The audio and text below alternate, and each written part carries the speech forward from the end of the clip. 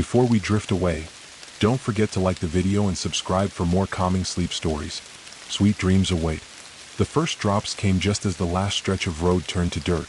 What had once been smooth pavement was now a winding, uneven track leading deeper into the forest, where the trees pressed close enough that their branches tangled above like a canopy. The windshield wipers swiped furiously, but the rain was heavy, and each movement only seemed to smear the water across the glass instead of clearing it.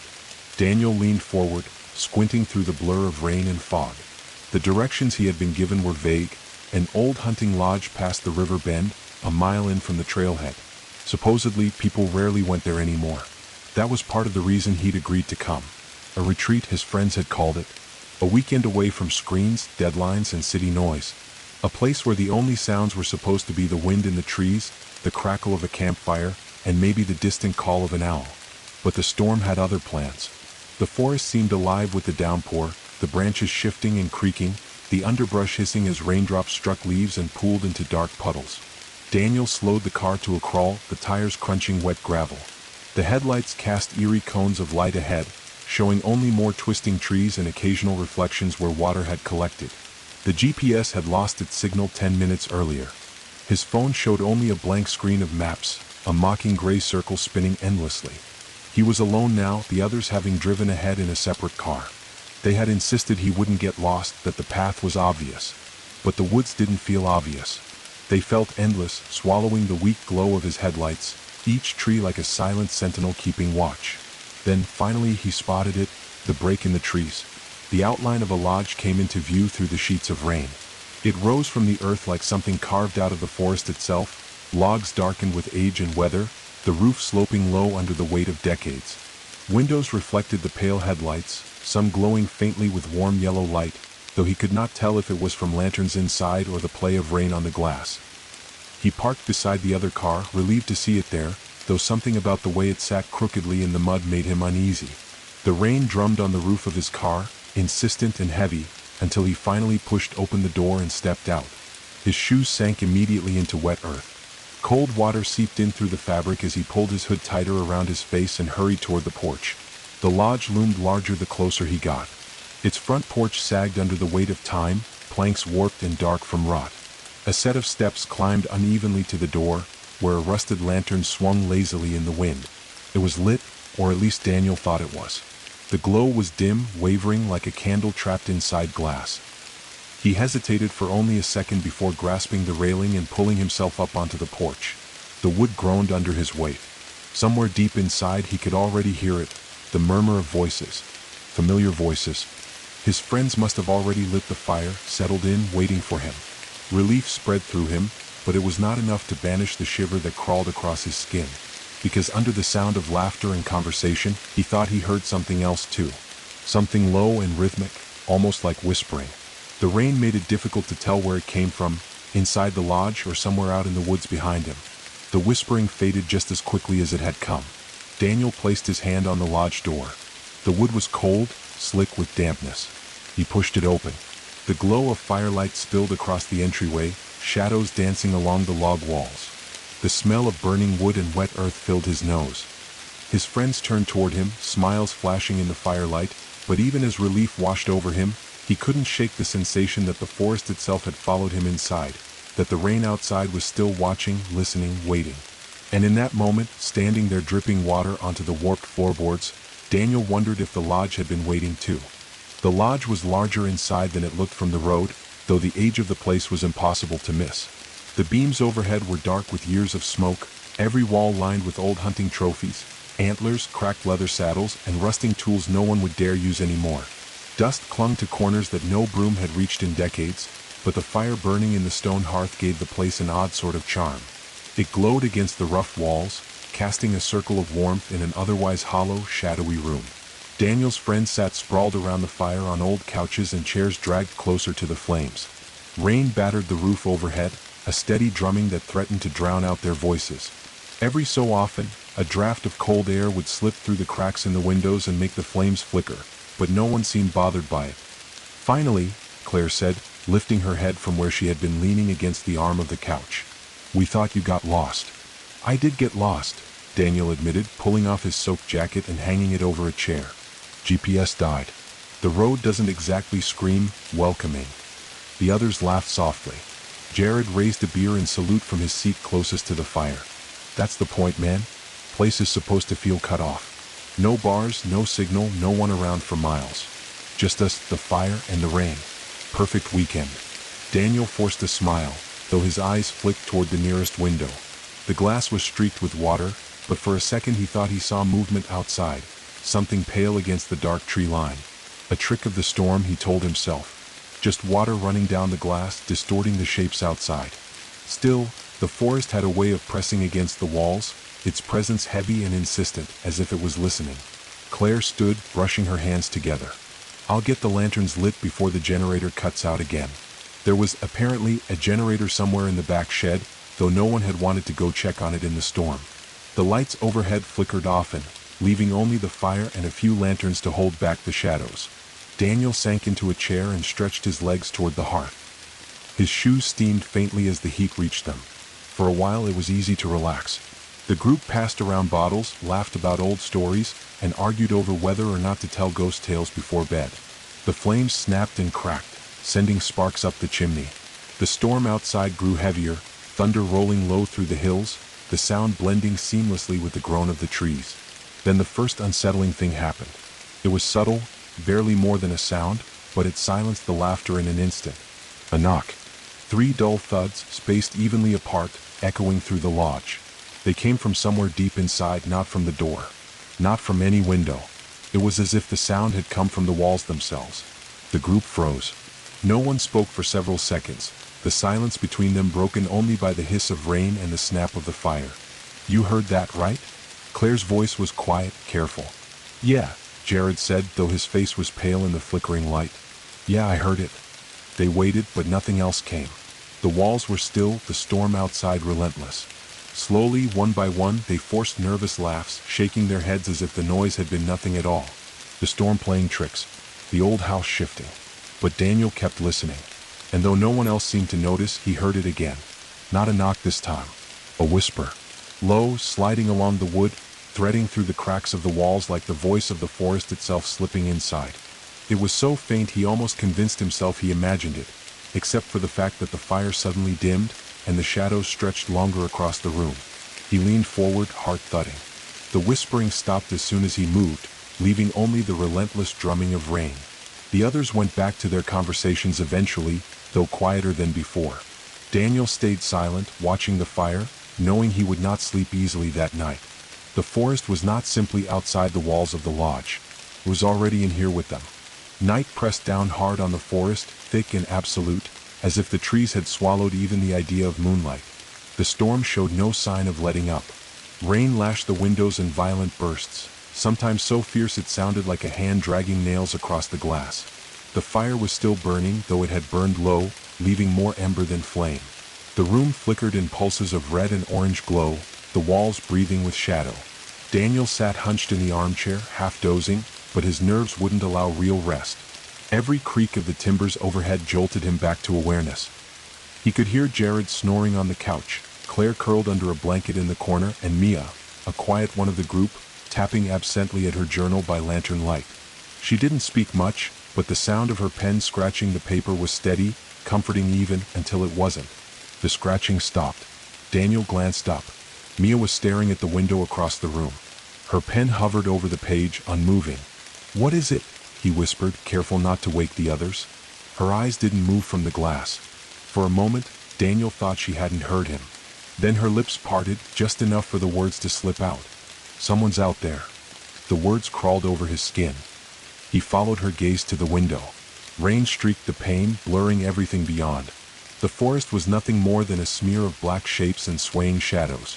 No one could be standing out there, it wasn't possible.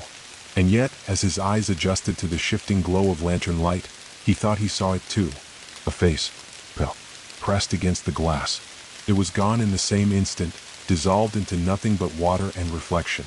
Mia set her journal down, her fingers trembling. "I swear I..." "Don't," Daniel cut in, his voice sharp. He wanted to stop her before she said it again, before she made it real. But the damage was done. Jared stirred awake, groggy but alert enough to have caught the edge in Daniel's voice. "What's going on?" "Nothing," Daniel lied.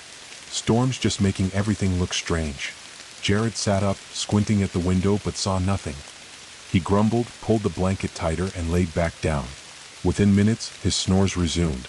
Claire shifted in her sleep, muttering something incoherent. The storm raged on, uncaring. Daniel leaned closer to Mia. "Don't say anything," he whispered. "We don't need to freak everyone out." She nodded, though her eyes never left the window. The fire cracked, one of the logs collapsing into glowing fragments. Daniel fed it another piece of wood, trying to chase the shadows back. But the fire only seemed to make them grow larger, stretching higher across the walls, bending unnaturally with each flicker of light. Hours passed like that, rain, wind, restless sleep. Daniel drifted in and out, his dreams thick with trees pressing in close, faces peering from the dark. Each time he woke, the fire had burned lower, the shadows had crept further, and the whispers, those faint, sliding whispers, had returned. At first they were scattered, like words carried by the storm. But as he lay listening, the pattern became clear. The whispers were not random. They were voices, many of them, speaking at once. And the words, though muffled, were not friendly. He couldn't make out everything, but one phrase repeated again and again, clear enough to root into his mind. "Don't stay. Don't stay." Daniel sat upright, heart hammering. He looked around, half expecting his friends to have heard it too. But Jared snored, Claire breathed evenly, Mia scribbled furiously in her journal again, her pen scratching in frantic bursts as though she were trying to capture the voices before they faded. "Don't stay." The storm crashed louder. A tree groaned outside, splitting somewhere in the forest with a crack like a gunshot. The walls shook with the force of it. And then, another knock. 3 dull, deliberate thuds. This time, Daniel knew exactly where it came from. The front door. Every hair on his body stood on end. He didn't move, didn't breathe. His eyes locked on the door, on the shadowed outline of its frame. The lantern by the wall flickered, dimming just as the knock came again. 3 more thuds, slower this time, as if whoever, or whatever, stood outside knew they had all the time in the world. Daniel finally found his voice, hoarse and raw. "Did anyone hear that?" Mia didn't answer. She only stared at the door, her journal slipping from her lap, her knuckles white where she gripped the arm of the chair. The storm outside screamed, the wind driving rain like claws against the walls. The fire sputtered, fighting to stay alive.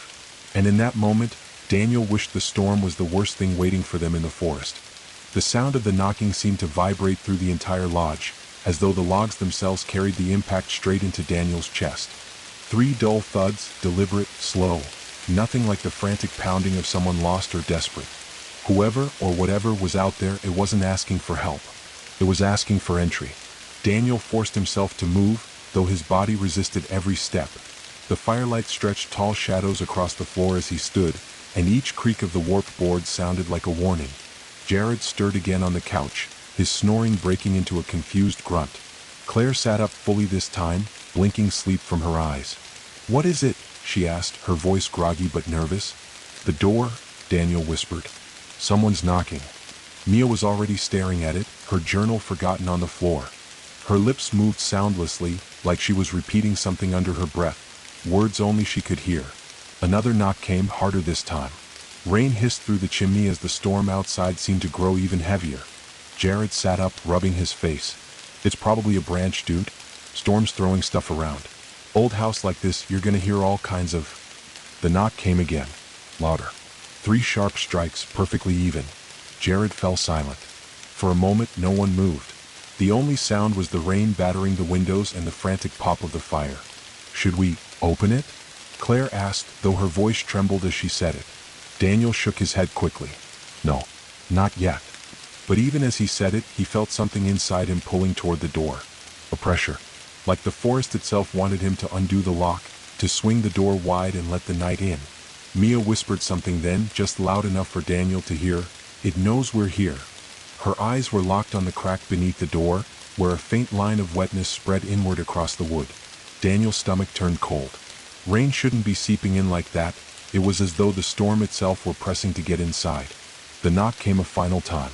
3 heavy blows that rattled the lanterns hanging from the beams. Then silence. The 4 of them sat frozen in the fire's glow, waiting, listening. But nothing came. The storm roared on. The fire spat sparks. Minutes passed, stretched thin by fear, until at last Jared stood. His laugh was forced, brittle. See? Nothing. Just the wind or, I don't know, the house settling. Settling? Claire snapped. The house doesn't settle in threes.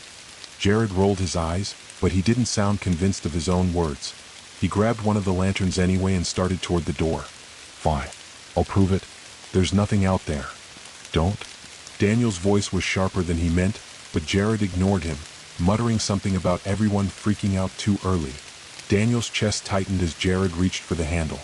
The lantern in his hand swung, sending wild shadows racing across the walls, like figures leaning closer, eager to watch.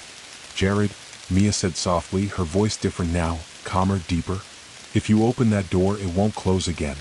He froze, his hand inches from the handle. He turned, blinking at her. What the hell does that mean? Mia's expression didn't change. She only stared at him with wide, unblinking eyes. The silence stretched too long. Daniel's pulse hammered in his ears. Then, at last, Jared scoffed and backed away, dropping the lantern on a table with a thud. Whatever. Fine. I won't. The storm carried on as though mocking him. They sat back down, no one speaking for a long time. The fire burned lower. The lodge seemed darker than before, the shadows heavier. When Daniel glanced toward Mia, she had picked up her journal again, scribbling furiously by lantern light. Her lips still moved as she wrote, as though repeating words whispered only to her. When Daniel finally found the courage to ask what she was writing, she looked up at him with an expression that hollowed him out inside. It's not the storm that wants in, she whispered. It's the forest. And in that moment, Daniel realized he could no longer hear the knocking, because the sound was inside now, faint but clear, echoing somewhere deep within the walls of the lodge. The sound inside the walls was different from the knocking that had come at the door. That had been clear, physical, deliberate. This was softer, stranger. It was like someone pressing the flat of their hand against the boards, dragging it slowly along as if searching for a way through. The noise threaded itself between the crackle of the fire and the beating of rain, a muffled presence that kept the air in the room tight and restless. No one wanted to speak at first. The four of them sat together near the hearth, their eyes darting from the door to the windows to the corners where the shadows pooled. Every pop from the fire made them flinch, every gust of wind against the roof had them shifting in their seats. Even Jared, usually so quick to laugh things off, sat stiffly with his arms crossed and his jaw clenched. It's mice, he said finally, though his voice carried no weight. Old houses always have mice in the walls. That's all it is. Claire shot him a look. Mice don't knock. No, but water does.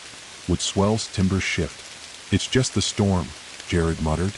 Mia had stopped writing in her journal. She held it tight to her chest now, her lips moving silently. Daniel wanted to ask what she was whispering, but something in her expression stopped him. Her face was pale, her eyes wide, as though she was listening to something far away. The sound in the walls grew louder. A scrape, then a thud, then silence. Daniel stood, heart pounding. I need to check it. Jared gave a short, bitter laugh. Check what, man? What are you gonna do? Tear the walls down? But Daniel didn't answer. He moved toward the far corner of the room, where the sound had seemed loudest. The boards there were darker, damp from years of leaks. He pressed his palm flat against the wood. Cold bled into his skin immediately, colder than it had any right to be. He leaned in, listening. And that's when he heard it. Not scraping. Not knocking. Breathing. Slow, steady, deliberate. Like someone was on the other side of the wall, their mouth pressed against the wood, exhaling just for him to hear. Daniel staggered back, his hand falling to his side. There's something. The words died in his throat. Because just then, the lantern nearest to him flickered violently, as if choked by the air itself. The flame sputtered, stretched thin, then swelled into a tall, unnatural glow before shrinking again. For a moment, the entire room was bathed in distorted shadows that stretched like figures leaning over them. Claire yelped. Jared cursed under his breath. And then, as quickly as it came, the lantern steadied. The fire snapped back to its ordinary rhythm. But no one could pretend anymore. There's something in here, Claire whispered. Her words hung in the air like smoke. Mia closed her journal with a sudden, sharp snap. The sound made everyone jump. It doesn't live in the lodge, she said. Her voice was low, heavy, carrying none of her usual softness. It's older than that. It lives in the trees. The lodge is just where it waits. Jared laughed again, but it was hollow. Okay, that's enough. You're freaking everyone out. But Daniel noticed the way Jared's hands trembled as he reached for his drink. He noticed the way Jared kept his eyes locked on the fire, as though afraid to look at the windows. Daniel sat back down slowly, his ears straining for the breathing. But it had stopped. The walls were silent again. The only sound was the storm outside and the fire inside, two opposing forces gnawing at the edges of their little refuge. Claire pulled her blanket tighter around her shoulders. "We should just go to bed," she said. "It's late. Maybe tomorrow when the storm passes, we'll see it was all just in our heads." No one argued. They didn't want to. The idea of climbing into their separate rooms, pulling covers over their heads, pretending this was just a storm, that was a comfort none of them could resist.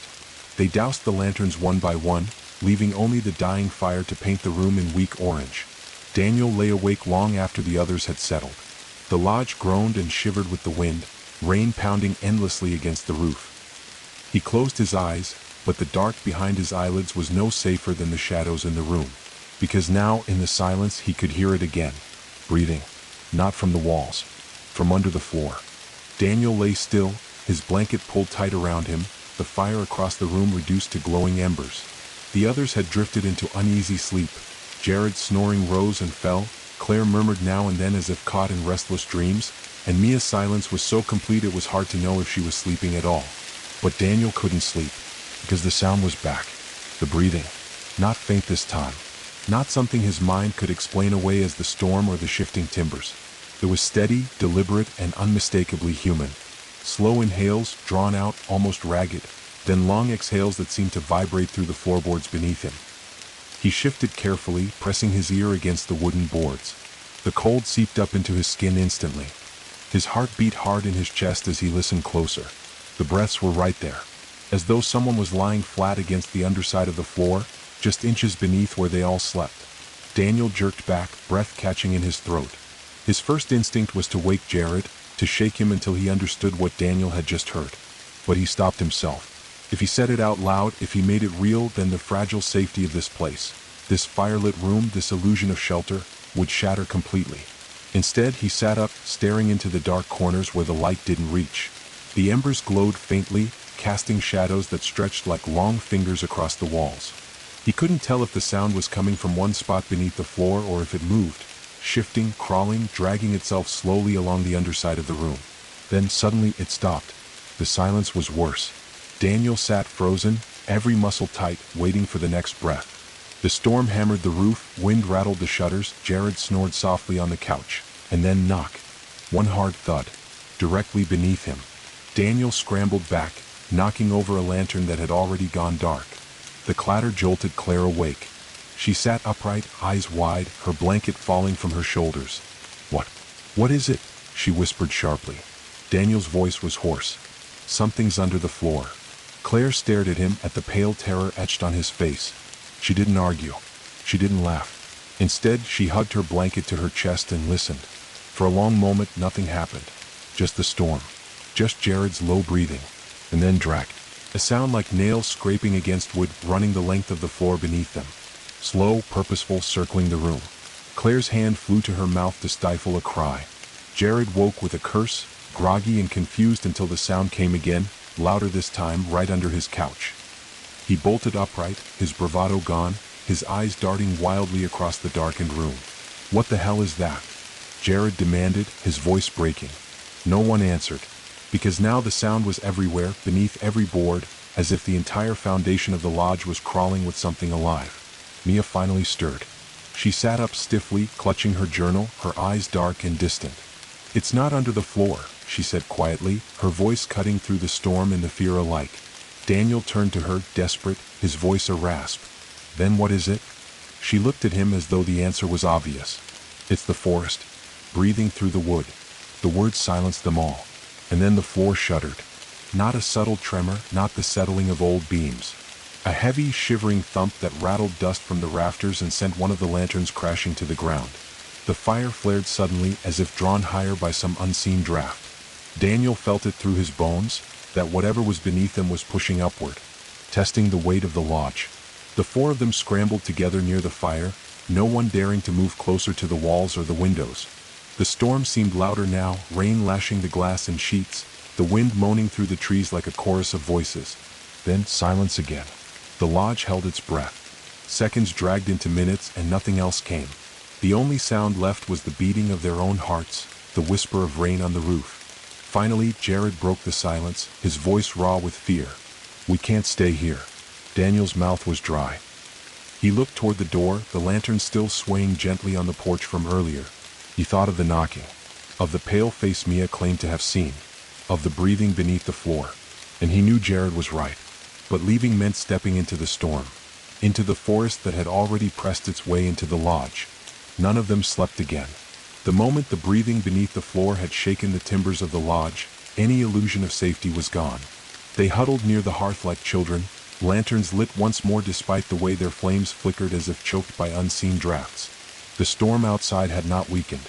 If anything, it had grown heavier, a ceaseless roar of rain hammering the roof, the hiss of water against the windows, and the groan of trees bowing under violent winds.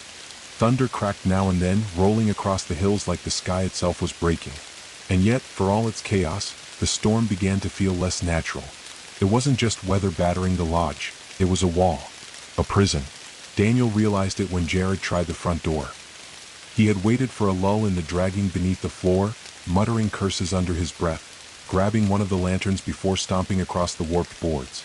He yanked the bolt, swung the door open, and the wind immediately ripped it out of his hands. The lantern light stretched into the downpour, but all it revealed was a wall of gray. Not the road, not the trees, not even the outline of the porch railings. Just rain so dense it was like a living curtain, a vertical river drowning everything beyond it. Jared shouted into it, though his words were swallowed instantly. He took one step out onto the porch. Water soaked him to the skin in an instant, plastering his hair to his forehead. His voice cracked in panic as he turned back toward them. "I can't see the..." The wind slammed the door shut behind him. Claire screamed.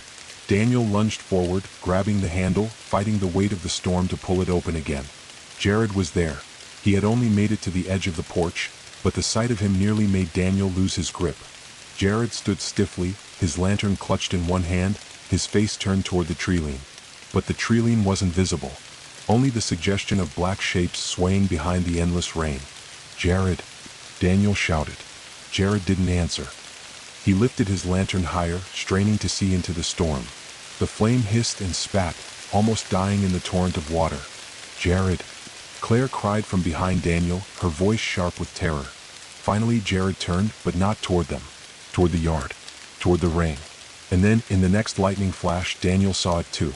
Figures. Not clear. Not whole. Just outlines, pale and wavering, scattered among the trees. Dozens of them. They weren't moving, weren't walking. Just standing still as gravestones facing the lodge. The lightning faded. The darkness returned. Inside, Daniel bellowed. He grabbed Jared's arm and hauled him back through the door, slamming it shut against the gale. The bolt slammed into place with a heavy clang. Jared stumbled back into the lodge, dripping water onto the warped boards, his face pale and slack. His lantern had gone out, leaving only the trembling glow of the hearth and the other lanterns. "There were people," he whispered, his voice hollow. "Out there. Just standing." Mia's head tilted slightly, her wet hair clinging to her cheeks. She held her journal against her chest like a shield. "Not people," she said. "Not anymore." Silence fell heavy. The fire snapped, breaking the moment, but no one laughed this time. The storm pressed against the lodge in waves, howling through every gap in the walls, making the lanterns bow and flicker. The figures outside lingered in Daniel's mind, pale, unmoving, too many to count. They couldn't leave. The forest had surrounded them. And the lodge, for all its firelight and four walls, no longer felt like protection. It felt like a coffin waiting to be sealed. The night dragged on, each second stretching like a rope frayed to breaking. The rain had lessened but not stopped. Its steady rhythm against the roof and windows made the silence between the lodge's walls feel even heavier. The fire in the main hearth had burned low, its flames reduced to a dull orange glow that reached across the wooden floorboards like tired fingers. Daniel sat near the embers, staring into them as if he could read some hidden meaning in the shifting coals. He hadn't wanted to admit it to the others, but sleep was no longer an option. Every time he closed his eyes, he saw shadows moving, sometimes behind the glass of the windows, sometimes in the corners of the room. Sometimes he thought he saw them standing right next to him, waiting. The others were restless as well. Lisa had wrapped herself in a blanket by the couch, her eyes red from lack of sleep. Mark leaned against the doorframe to the kitchen, clutching a flashlight like it was a weapon. No one spoke for long. Words felt dangerous, as though even whispering might draw the attention of something lurking just outside. Then, in the middle of that uneasy silence, a sound broke through. It wasn't the creak of wood or the shuffle of boots. It wasn't the drip of rainwater or the groan of the storm. It was something else entirely, something that made the hairs on Daniel's neck stand on end. A voice. Soft, distorted, and too close. It came from the direction of the fire. At first, he thought it might have been the crackle of the wood, but no. The sound was shaped into words he didn't want to believe he heard. "Don't leave." Daniel's stomach clenched. He looked at the others, his throat dry. "Did you hear that?" he asked. Lisa nodded slowly, her lips trembling. I thought it was just me." Mark swung the flashlight toward the fireplace, the beam cutting through the dark. The light landed on the pile of coals, where smoke curled lazily upward. Nothing unusual, just the remains of a fire. But then, beneath the orange glow, the ashes shifted. They didn't collapse inward like wood breaking down. They moved in a way that was deliberate, almost alive. Lisa gasped and pulled the blanket tighter. Don't you see that?" The ash moved again, and this time it rose. Out of the glowing coals, something began to take shape. First a hand, dark and skeletal, its edges breaking into sparks as though it wasn't made of flesh but of cinders. Then another hand, dragging upward, clutching at the hearth as though climbing out of it. The thing's head followed. Hollow sockets, glowing faintly red, emerged from the smoke. Its jaw stretched wider than any human's, splitting into an expression that wasn't a smile, but something much worse. The voice came again, clearer this time, rumbling from the fire itself. "Don't leave. Not yet." Daniel stumbled backward, his chest tight with panic. Mark dropped the flashlight, but the beam still shone across the hearth, revealing the thing crawling out of the fire like a nightmare solidifying into reality. Sparks fell from its limbs, hissing as they landed on the rug. Lisa screamed and bolted for the kitchen, but Daniel grabbed her arm before she could run far. "No, wait." His voice cracked. "If we go outside, we'll be trapped out there. It wants us out there." The thing dragged itself free from the coals, leaving black marks where its hands pressed the floor. It was taller than any of them once it straightened, its body a grotesque mixture of smoke, amber, and charred wood. Its form flickered like fire in the wind, but its presence was solid, oppressive. Mark finally found his voice. "What the hell is that?" The creature tilted its head toward him. The sockets where eyes should be flared, pulsing like burning coals. Then it moved, faster than Daniel thought possible. It crossed the space between the hearth and Mark in a blink, slamming its ember-like hand against the wall beside his head. The wood hissed as though scorched, smoke rising from the point of contact. Mark froze, his breath shaking. The thing leaned closer, its jaw splitting unnaturally wide. The sound that came out wasn't words at first. It was the roar of a firestorm, crackling, violent, alive. Then from within the noise, the voice returned. "You lit it. You fed it. Now you burn with it." Daniel's instincts screamed at him to move, to fight, to do something, but his body refused to listen. The air itself was heavy, thick with heat, as though the lodge had become an oven. The flames in the hearth suddenly roared back to life, exploding higher than before, filling the room with light that danced across the terrified faces of the three friends. And as the firelight grew, Daniel realized something that made his blood run cold. There were shadows standing behind the creature. Not one, not two, dozens. They lined the walls, their forms barely visible but unmistakably human-shaped, swaying as though waiting for their turn to step into the firelight. The lodge was no longer just a refuge. It was becoming a gateway, and the fire was their door. The fire had nearly burned itself into a bed of glowing coals, pulsing red through the veil of ash like the heart of some beast trying to rest but unable to sleep. James sat close, legs folded, staring into the embers as the rain outside thinned to a delicate mist. The sound of it was no longer the harsh drumming of a storm, but a steady whisper, like voices conversing just beyond the reach of his understanding. Every now and then, a drop would slide down the chimney and hiss when it struck the fire. He thought he was alone in the great room. Nora had gone upstairs to search for more blankets, and Adam was outside, making one last sweep around the lodge before barricading the door for the night. Yet the silence carried with it the uncanny weight of being observed. The kind of pressure that sinks into your shoulders and the back of your skull until you can no longer ignore it. Then came the creak. It was faint, just one groan of timber, but it didn't belong to the weather. It was the unmistakable sound of a floorboard somewhere on the second level shifting under weight. James's eyes flicked upward toward the balcony that ringed the lodge's main room. He waited, breath tight in his chest, straining to hear past the hiss of the dying fire. Another creak answered him, followed by the slow drag of something across wood. He called out, keeping his voice steady. "Nora? You back already?" No answer, just the faint dragging sound. James stood, the warmth of the fire immediately leaving his skin. He grabbed the flashlight from the mantel, its beam trembling slightly as he raised it toward the upper level. The light cut through the shadows, revealing mounted antlers, faded portraits of hunters long gone, and doors leading to abandoned guest rooms. For a moment, nothing moved. Then, at the far end of the balcony, one of the doors eased open, just enough for darkness to spill through the crack. "Adam? Nora?" James tried again, his voice a little sharper now. Still silence. The only response was the steady drip of rain from the roof, sliding down in rivulets along the window panes. The door opened wider, slowly, as if pulled by an unseen hand. And then it stopped. James's beam quivered in the dark, his pulse racing so hard he could hear the thrum of blood in his ears. He didn't want to go upstairs, every bone in his body told him not to, but standing still felt worse, like waiting to be chosen by whatever might already be watching. He made his way to the staircase, each step groaning under his weight. The flashlight jittered across the railing, over the warped carpet, over the door that still hung open like a mouth waiting to speak. He reached the top, sweat cold along his neck despite the warmth of the fire below. With each step closer to the door, the air grew heavier. The smell of damp wood and mildew gave way to something sharper, something metallic like rust or blood. He reached the doorframe and pushed it open fully. The room inside was stripped bare. No furniture, no curtains, nothing but dust and the faint shine of rain leaking in through a crack in the window. The floor, however, bore marks. Not random scuffs of time, but clear lines, deep grooves, dragging across the wood as if something heavy had been pulled from one corner of the room to the other. The grooves ended at the far wall. James tightened his grip on the flashlight and stepped closer. That was when he saw it, a section of the wall that didn't match.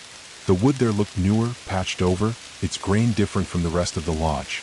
The grooves ended there. Before James could even process what he was looking at, the light flickered, and for just a breath, he thought he saw a pale hand pressed against the wall from the inside. Fingers splayed, straining outward as though something had been sealed in and wanted to get out. The beam steadied again. The wall was smooth. No hand. Just silence. But James didn't need to see it twice to know. Something was inside this lodge. And it wasn't them. The night had settled into a hollow rhythm, the storm outside easing into a relentless drizzle. The rain now pattered softly against the lodge roof, but inside, the lodge seemed alive with a different kind of movement. Shadows stretched long along the walls, bending unnaturally as the dying embers of the fire flickered weakly. Daniel, Claire, Jared, and Mia huddled near what was left of the hearth, lanterns held tightly in trembling hands.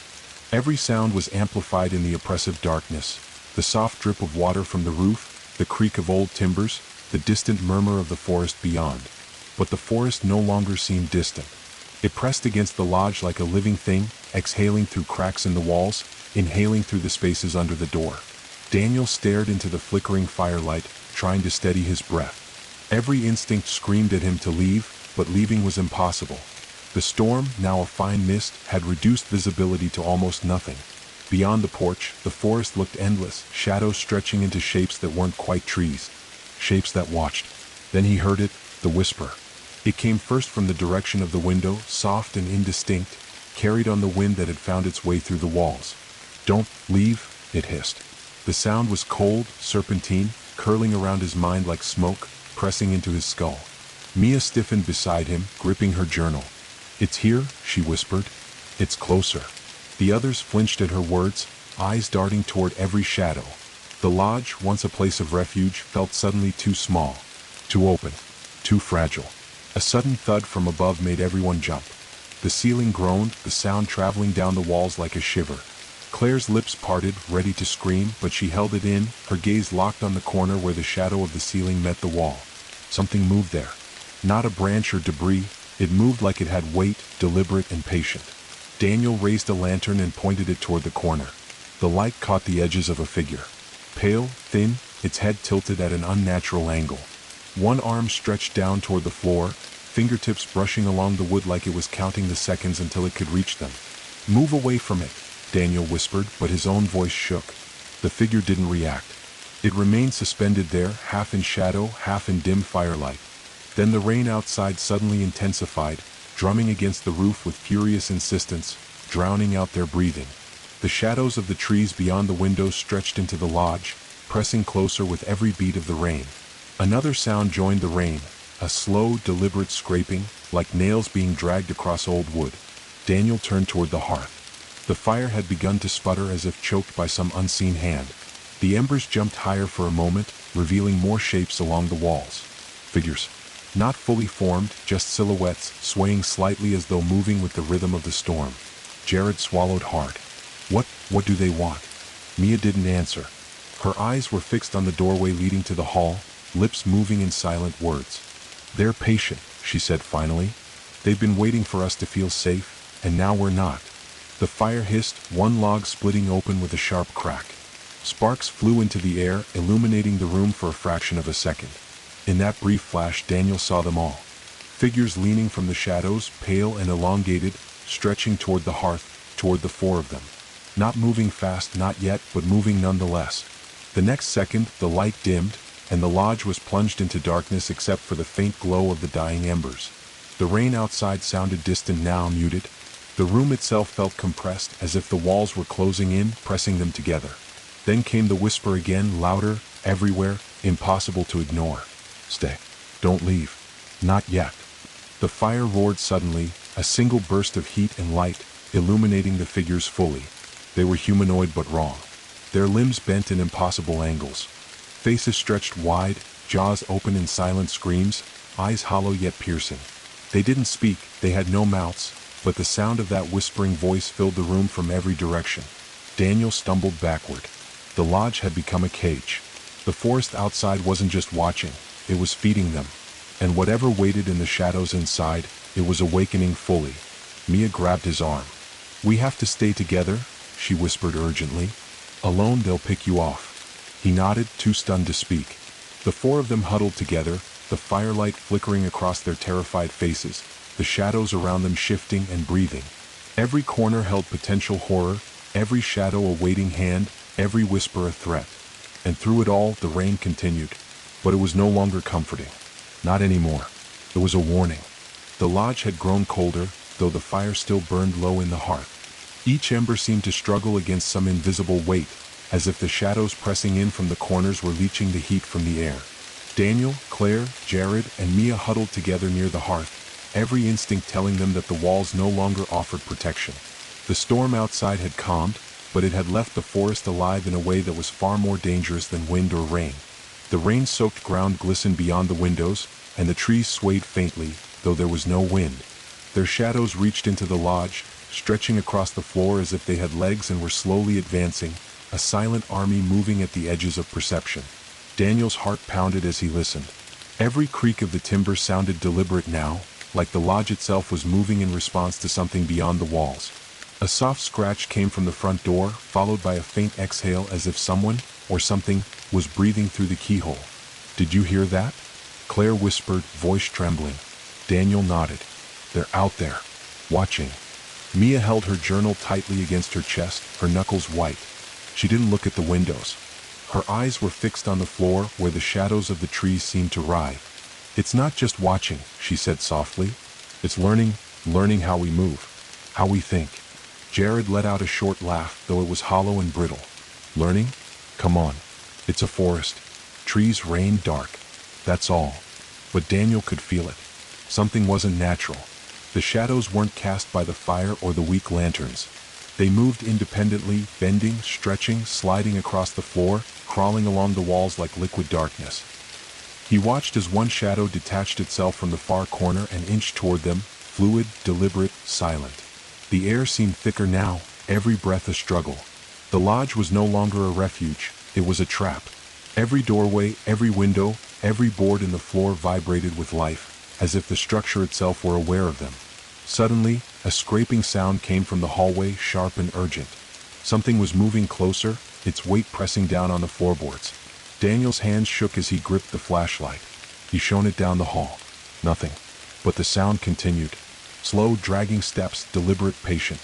Each one made the floor tremble slightly beneath them.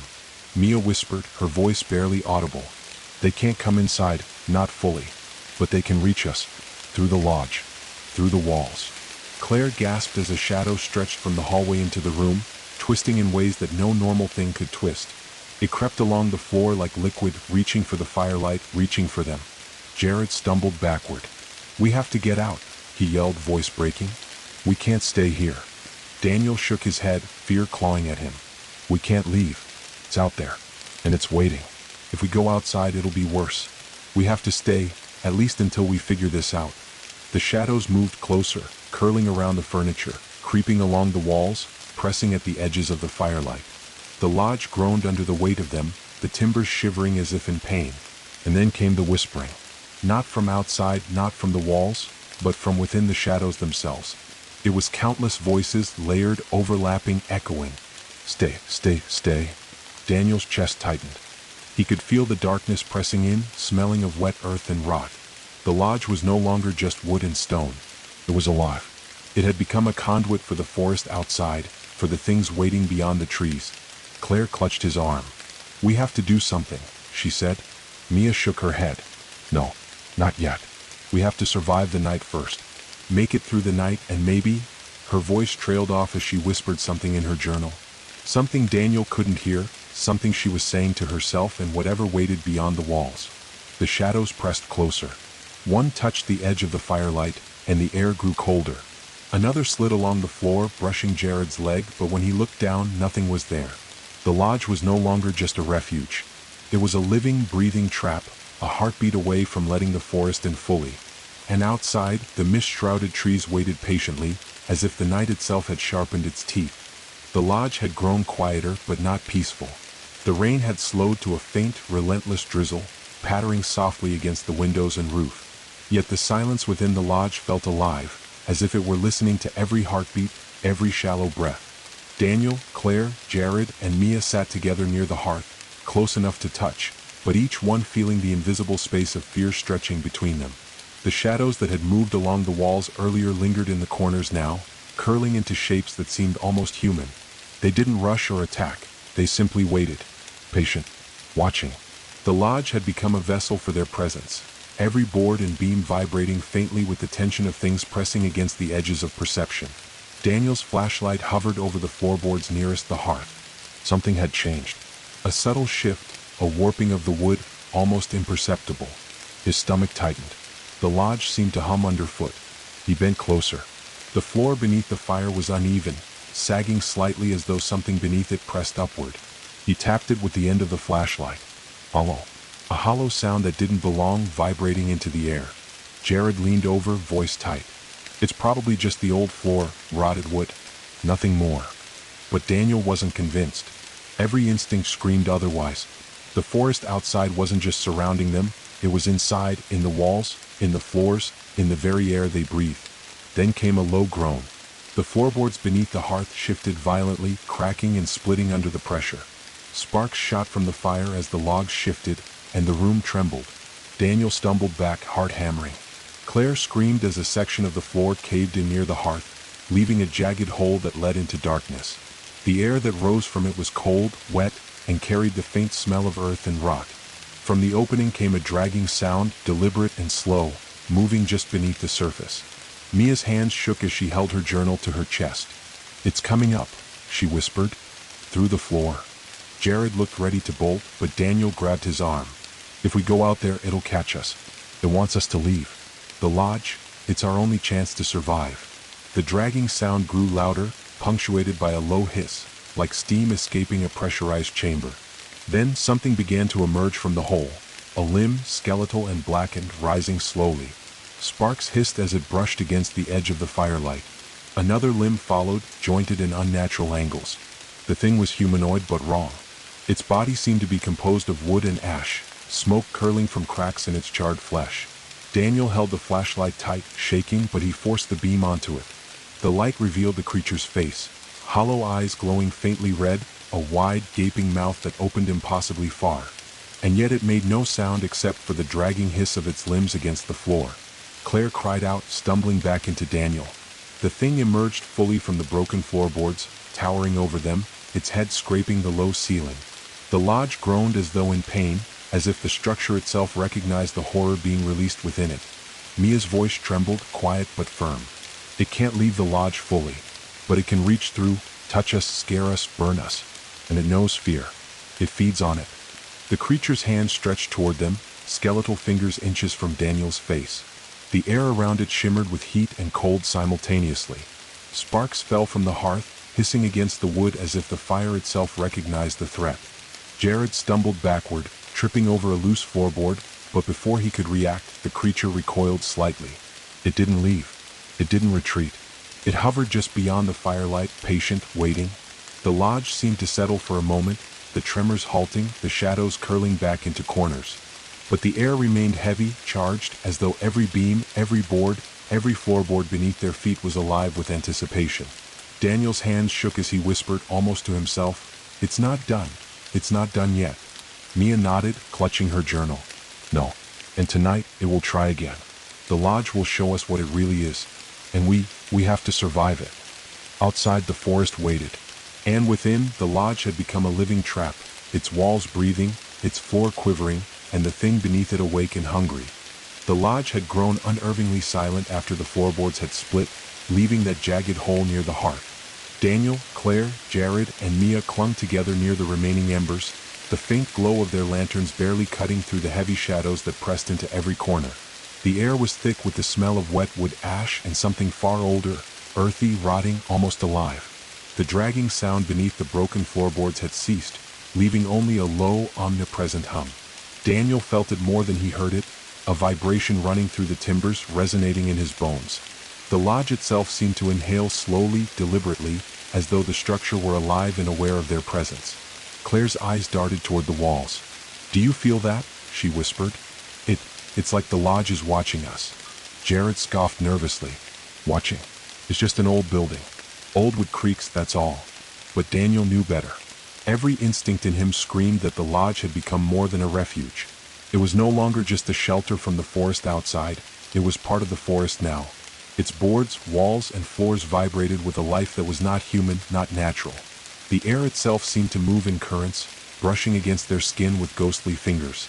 Mia spoke quietly, almost to herself. "It's feeding on us, on our fear, on our hesitation." She held her journal tightly, the pages trembling as if they too were alive. "The lodge knows us. It knows what we want, what we dread. And it will show us." Daniel swallowed hard. He could feel the subtle movement beneath the boards again, faint but deliberate, like something stretching and testing the limits of the floor. The shadows along the walls began to shift, not in response to the firelight, but seemingly of their own volition. They twisted into angles that were wrong, curling like smoke, reaching for them. Suddenly, a thud from above made everyone jump. The ceiling groaned, low and pained. Another creak followed, and then a series of subtle, deliberate cracks that ran through the lodge like the voice of the building itself. Daniel pressed his hand to the floor beside him, feeling the vibrations pulse beneath his fingers. It was moving. The lodge was moving. Not physically in a normal sense, but the walls warped subtly, bowing inward and outward. The floor beneath the hearth sagged and shifted like it was breathing. Even the roof seemed to flex as if the timbers themselves were alive. Claire's voice trembled. "We have to leave, we have to get out of here." Daniel shook his head. "If we go outside, the forest it'll take us before we even reach the trees. We stay, we survive inside. That's our only chance." But staying did not mean safety.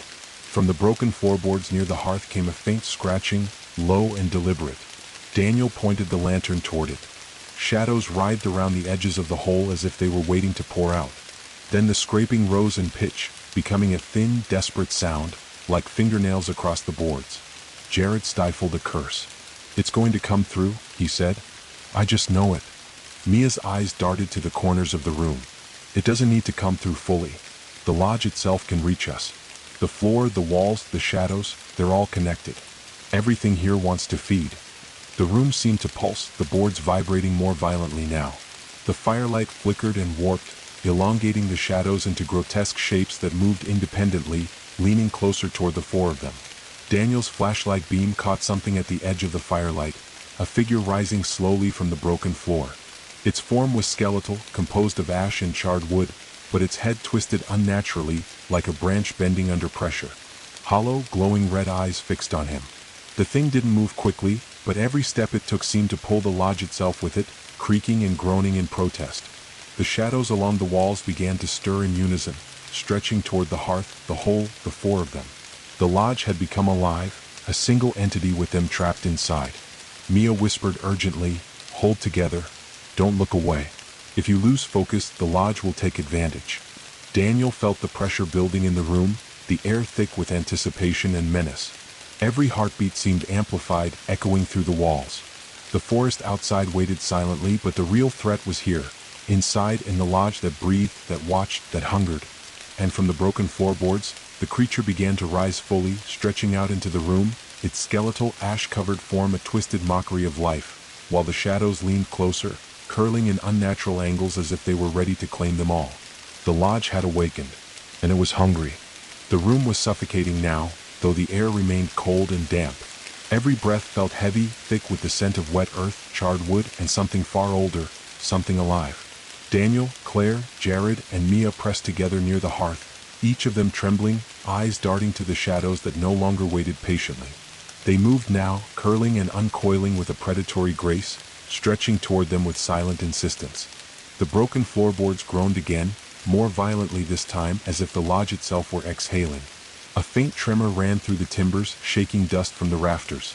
Daniel's fingers dug into the floor in panic. The lodge was not just alive, it was aware. Every heartbeat of theirs seemed to pulse in time with its own, and he realized with a chill that the lodge could feel fear, could taste it like a hunger. Mia clutched her journal tightly, whispering something under her breath. Daniel couldn't catch the words, but he saw her lips move in a rhythm that didn't match the room. "It's the heart," she said finally, her voice barely audible. "This lodge has a heart, and it's feeding." Suddenly, the fire in the hearth flared violently, throwing shadows in sharp, grotesque relief across the room. The creature from the floor moved into the light, fully revealed now. Skeletal, charred, ash and wood fused into limbs bent at impossible angles. Its hollow eyes glowed like embers. It leaned forward slowly, dragging itself toward them, and the lodge groaned in response, timbers bending under the pressure as if the building itself were pushing back. Daniel felt the vibration through his feet, a rhythm that was more than the shaking of boards. It was a pulse, the lodge's pulse. He realized with a sickening clarity that the creature had not come out of the floor alone. It had risen from the lodge itself. Its body was part of the building, the lodge's marrow made manifest. Claire whimpered and grabbed Daniel's arm. It's inside us already," she said. Her words were swallowed by the creak of the timbers and the whispering that had returned, now louder, layered, like a chorus of voices circling their heads.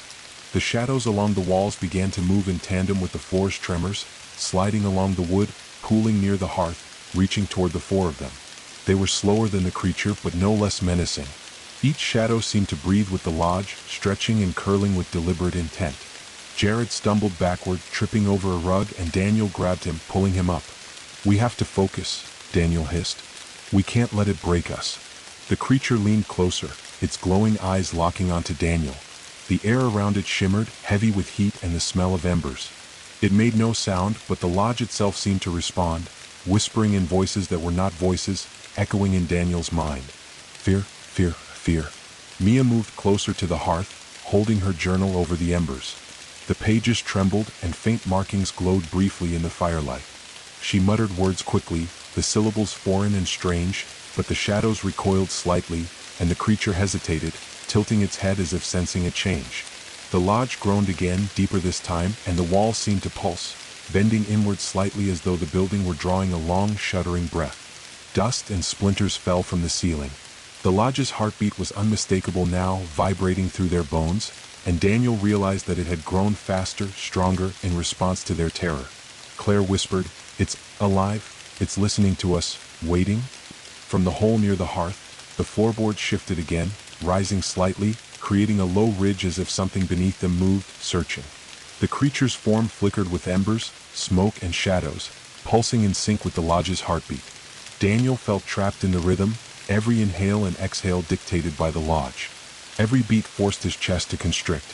The shadows along the wall stretched taller, bending toward them with patient, deliberate menace. He realized with terror that the lodge had no walls, no boundaries. It was the forest, the storm, and the creature merged together. The fire sputtered and jumped, sending sparks into the air, and the creature slowly straightened to its full, towering height. Its head nearly touched the ceiling, hollow eyes blazing red. The shadows around it writhed, coiling, stretching, feeding on the pulse of the lodge. And then the whispering grew louder, more urgent, filling the room with 1,000 voices. Stay, stay, stay. Daniel, Claire, Jared, and Mia froze, every muscle tensed. The lodge's heart beat faster, faster, and the creature stretched further, its limbs bending unnaturally as it prepared to fully step into the room. The lodge had awakened completely, and its hunger was absolute. The lodge's heartbeat pulsed in the air like a drum of ancient wood and rot, vibrating through every floorboard beneath Daniel, Claire, Jared, and Mia. The fire, now reduced to smoldering embers, cast flickering, uneven light, painting the walls with long, grotesque shadows that twisted independently, curling toward them like smoke trying to grasp at living flesh. The broken floorboards near the hearth creaked, sagged, and then shifted as something moved beneath them. A low, dragging sound accompanied it, a slow rasping that resonated through the timbers like distant fingernails across a coffin lid. Daniel's chest tightened, every nerve screaming that they were being watched from places no human could see. Claire grabbed Daniel's arm, voice quivering. It's coming for us. I can feel it. Daniel nodded silently, gripping his flashlight like a weapon. Stay together. Don't break focus. The air grew thick, almost wet with anticipation, carrying the faint scent of wet earth, decay, and smoke. Then the first window shattered. A sharp crack split the air like a gunshot. Glass sprayed into the room, tinkling onto the floor, glinting in the dim firelight. The shadows jumped and twisted as if they were feeding on the sound. A gust of cold wind tore through the lodge, carrying with it a damp, choking mist. The forest had breached the perimeter of the building, pushing inside through the broken glass, its presence tangible, alive. Jared stumbled back against the wall, eyes wide. It's outside. It's coming in. Mia pressed her journal to her chest, muttering words that seemed to draw warmth and light from the fire itself. The shadows recoiled slightly, writhing but hesitant, as if the lodge itself had a will to protect, or perhaps to torment. Daniel's flashlight swept the room, landing on the figure emerging fully from the broken floorboards. The creature was monstrous, skeletal, with limbs bent at impossible angles, skin charred and cracked, glowing faintly from embers within. Its hollow eyes fixed on them. Its head tilted unnaturally, like the branches of a dead tree bending against the wind. The lodge trembled as if in response, timbers groaning. Then came a series of loud cracks, a chorus of breaking wood as more windows shattered, sending shards glittering like stars across the floor. Rain and mist poured in through every opening, drenching the four friends in cold, clinging water. The shadows that had been stretching along the walls now coiled and twisted with sudden urgency, moving like living tendrils. Some reached toward the broken windows, others toward the creature, feeding the pulse of the lodge's heartbeat with their dark energy. Claire screamed as one shadow detached itself from the wall, sliding along the wet floor toward her. Daniel lunged, grabbing her, and the shadow hissed, curling back into a corner. Its form shimmered, almost liquid, but undeniably dangerous. Mia whispered urgently, words that sounded like a chant. Sparks flared from the embers of the hearth, casting momentary relief in the room, yet the windows continued to shatter one by one. The forest beyond the glass seemed alive with movement. Tree limbs bending unnaturally, silhouettes darting between the mist, and the constant, overwhelming pressure of something immense waiting just beyond. Daniel realized with a shiver that the lodge was no longer separate from the forest. The building had become part of the night, a single entity with its heartbeat and will, and the windows breaking were its way of breathing in the storm outside. "Stay together," he shouted. "We can't let it divide us." The creature from the floor moved closer, limbs cracking audibly as it bent forward, towering over them. Its glowing eyes scanned the room, flicking to each of them in turn, and Daniel felt the walls themselves pulse in rhythm with its gaze. The shattered windows let in more than cold and rain, they carried whispers. Dozens of voices layered together, murmuring, hissing, some angry, some pleading, all impossible to ignore. "Stay, stay, stay." And then the lodge's heartbeat surged, faster now, stronger, vibrating in their bones. The creature lunged from the broken floorboards, its skeletal limbs stretching, its body partially fused with the lodge itself. The shadows responded instantly, twisting and curling toward it, like oil on water drawn to a sudden motion. Daniel, heart hammering, realized the horrible truth. They were trapped inside a living building that had become one with the forest, that fed on fear, and now it wanted them fully. And the windows were just the beginning. The lodge throbbed with life, or something like it, each heartbeat resonating through every board, floorboard, and rafter. Daniel could feel it in his chest, in his skull, a pulse that matched the creature's movement and the restless whispering that filled the room. The fire, now barely more than smoldering coals, cast weak light that danced across the jagged edges of broken windows. Through the gaps, the mist-shrouded forest pressed against the lodge, shadows flickering like ghostly hands reaching in. The creature from the broken floorboard stretched upward fully, skeletal limbs bending impossibly as it rose above the four of them. Its hollow eyes burned faintly red, a slow, pulsing glow that seemed synchronized with the heartbeat of the lodge itself. The floor groaned beneath it as if complaining, as if the building itself protested, or celebrated, the horror it had unleashed. Then the shadows moved. At first it was subtle, the long shapes along the walls curling, stretching, flickering in corners. But then they surged like living liquid, detaching from the walls and ceiling, crawling along the floor toward them. Each one twisted unnaturally, limbs elongating, morphing, flowing like smoke given form. They reached for Claire first, tendrils brushing her arms and legs, cold and insistent. She screamed, flailing, and Daniel grabbed her, yanking her back into the small circle of firelight. Jared tried to step backward toward the remaining doorway, but a shadow shot out, lashing across the floor, wrapping around his ankle like a coiling snake. He tumbled, and Daniel lunged to pull him free, but the tendril seemed heavier than it should have been, almost solid. Mia whispered urgently, her voice barely audible above the chaos. "Focus. The lodge feeds on panic. Don't give it your fear." She raised her journal high, chanting under her breath. Sparks erupted from the smoldering embers of the hearth, the glow briefly illuminating the shapes writhing around them. The shadows recoiled slightly but quickly surged back, relentless and patient.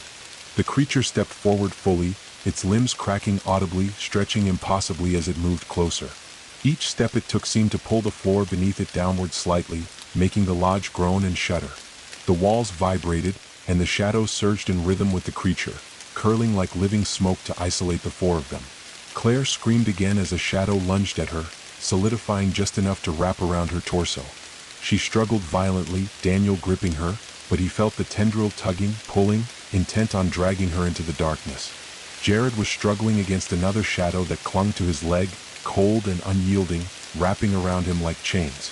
Mia's voice rose above the chaos, chanting louder now, the pages of her journal glowing faintly in the flickering firelight. The shadows hissed and recoiled slightly, but the creature lunged, skeletal fingers extended, reaching toward Daniel. Its face, hollow and glowing, tilted unnaturally, jaws opening in a silent scream that seemed to echo through the lodge itself. The lodge shuddered violently, timbers groaning and cracking. Dust and splinters fell from the ceiling. The floor beneath the creature flexed like it was alive, rising and falling in waves. The walls themselves bent inward slightly, constricting the space, pushing them together, trapping them in a cage of wood, shadow, and supernatural force. Daniel swung his flashlight at the creature, the beam illuminating the hollow eyes, the twisted limbs, the charred and ash-covered form. The shadows recoiled slightly but surged back immediately, flowing across the floor toward them again, relentless and hungry. Mia's chanting intensified, the pages of her journal flaring with light, momentarily pushing the shadows back. Sparks flew from the hearth, igniting small trails of embers that illuminated the room like fireflies caught in a storm. But the relief was temporary. The creature and the shadows adapted, bending around the light, stretching, reshaping, coming closer with patient inevitability. Daniel's chest tightened, panic clawing at him. He realized then that the lodge wasn't just alive, it was intelligent.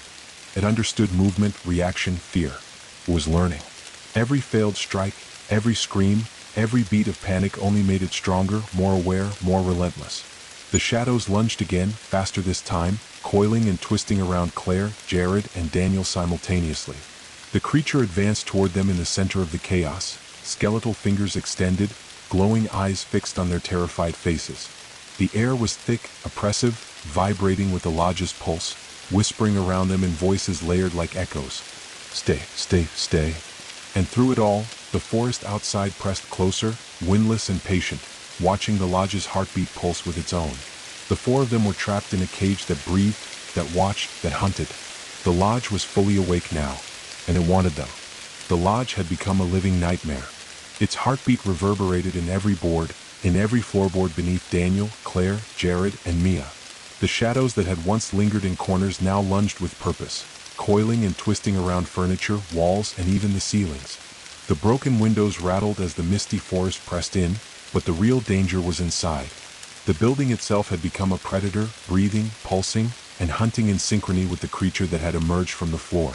Claire screamed as a shadow coiled around her ankle, pulling her toward the hearth. Daniel lunged, grabbing her arm, but the shadow's grip was like iron. It pulsed with unnatural strength, bending slightly under his weight but refusing to release.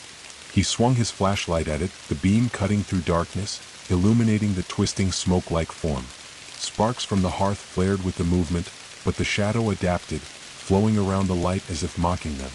Jared struggled against another tendril that had latched onto his leg, yanking him sideways. His foot slipped on the wet floor, sending him crashing into a table. The lantern he carried toppled, spilling weak light onto the floor, but the shadows barely hesitated. They moved faster now, flowing like living ink across every surface, coiling, twisting, reaching. Mia stepped forward, her voice rising in a chant, pages of her journal glowing faintly in the flickering embers of the hearth. The shadows recoiled slightly, hissing as the flames sputtered and sparks flew.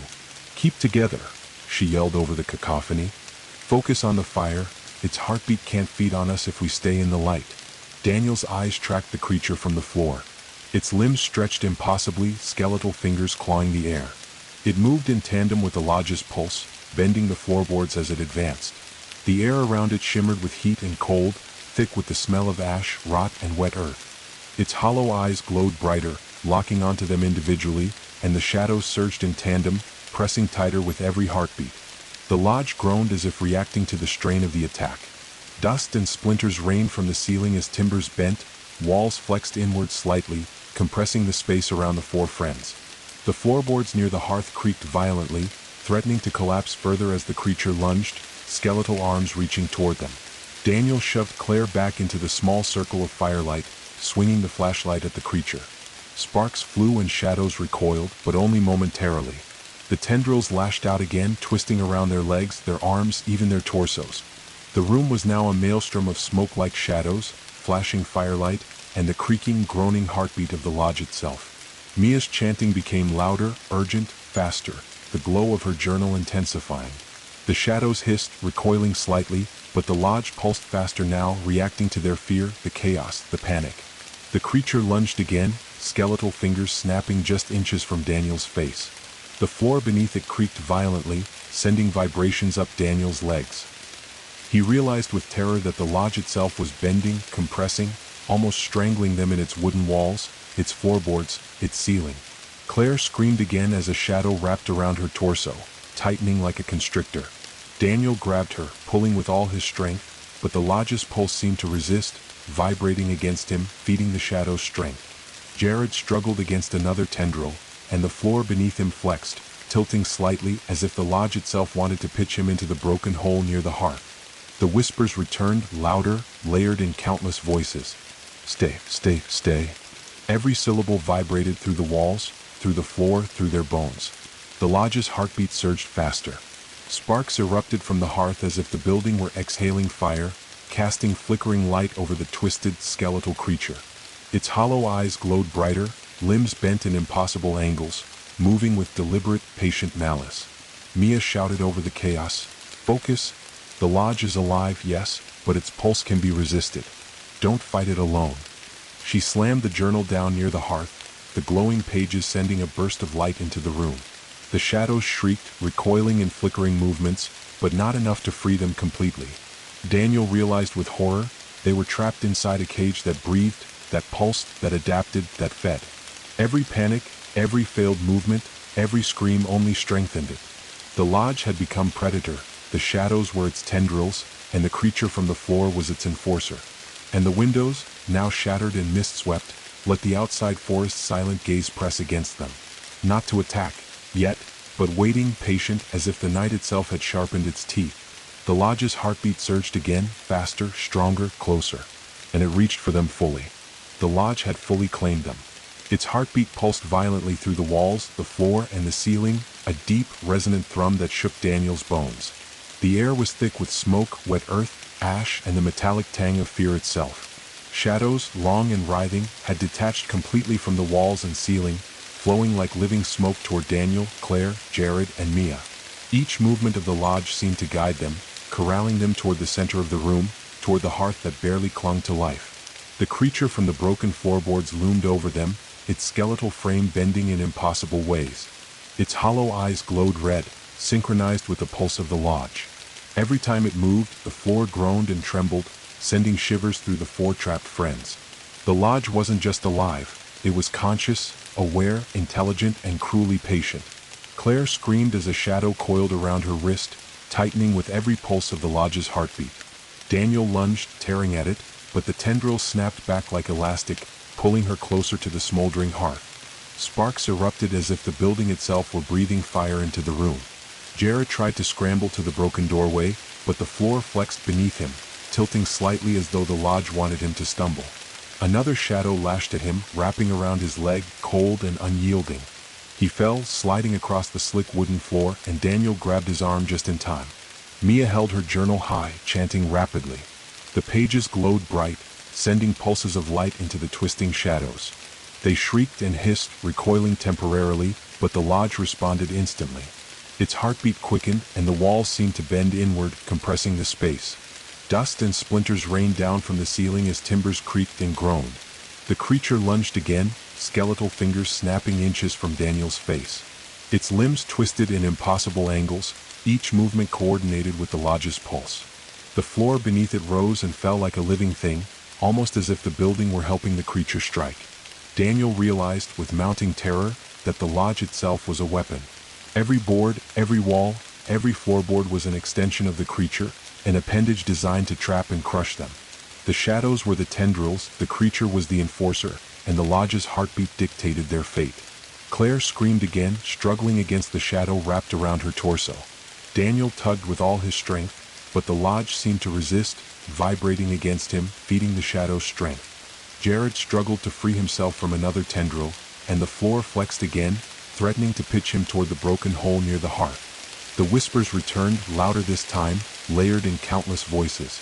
"Stay, stay, stay." Each syllable reverberated through the walls, through the floor, through their bones. The lodge's heartbeat surged faster, vibrating with anger and hunger.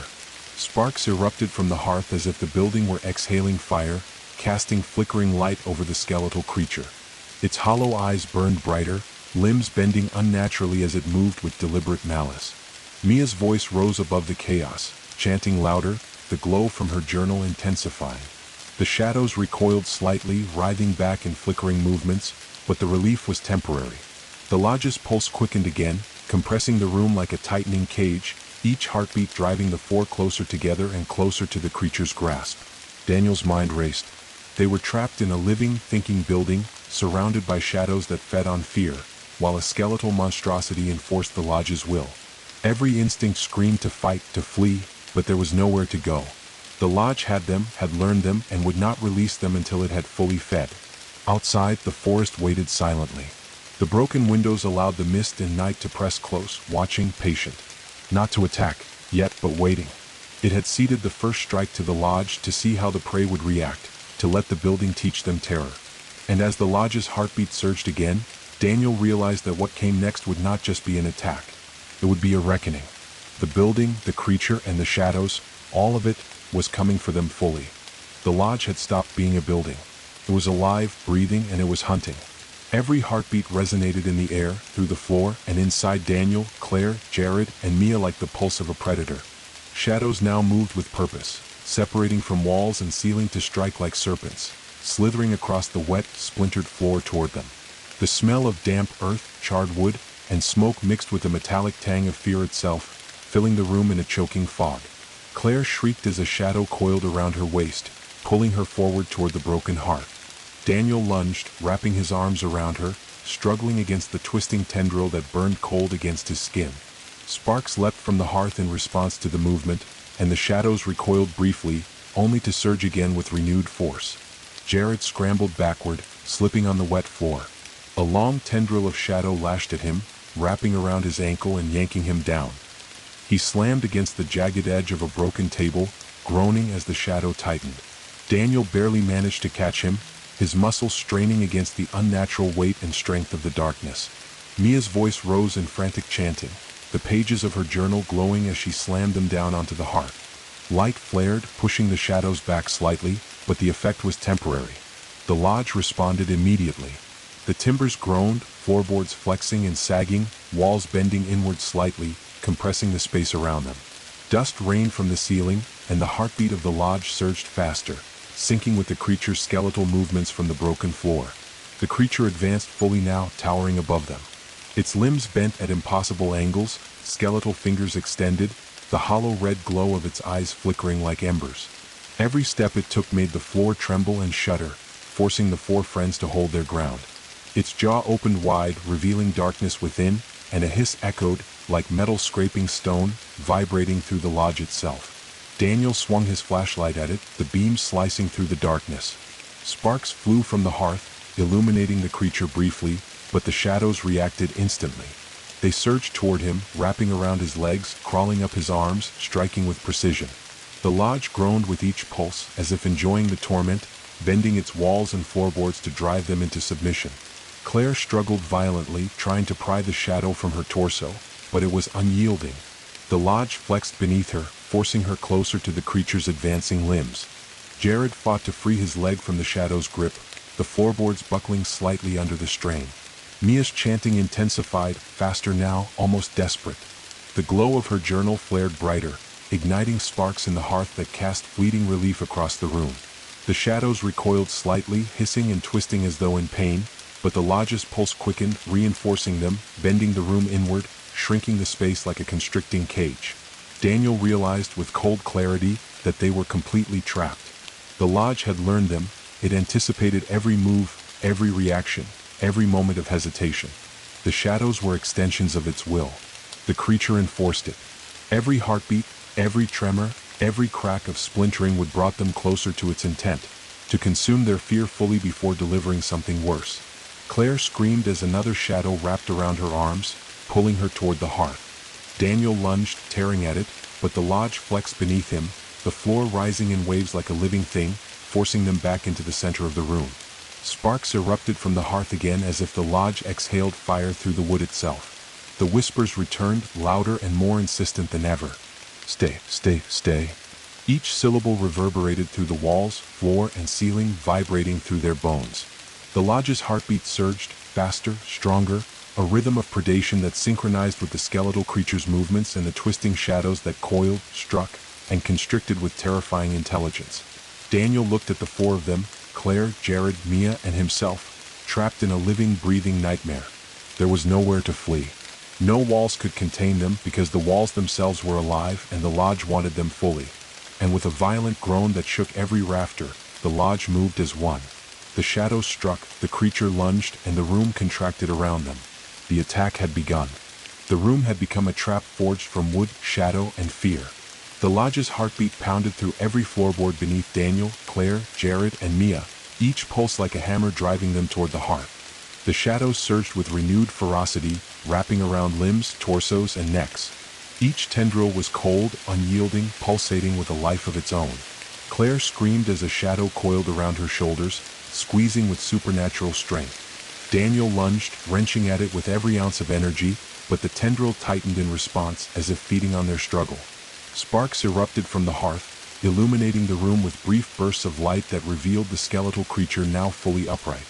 Its limbs bent in impossible ways, skeletal fingers snapping dangerously close to their faces, eyes glowing with hellish embers. Jared tried to run toward the broken doorway, but the floor flexed beneath him like liquid wood, forcing him backward. Another tendril shot out, wrapping around his ankle, yanking him down.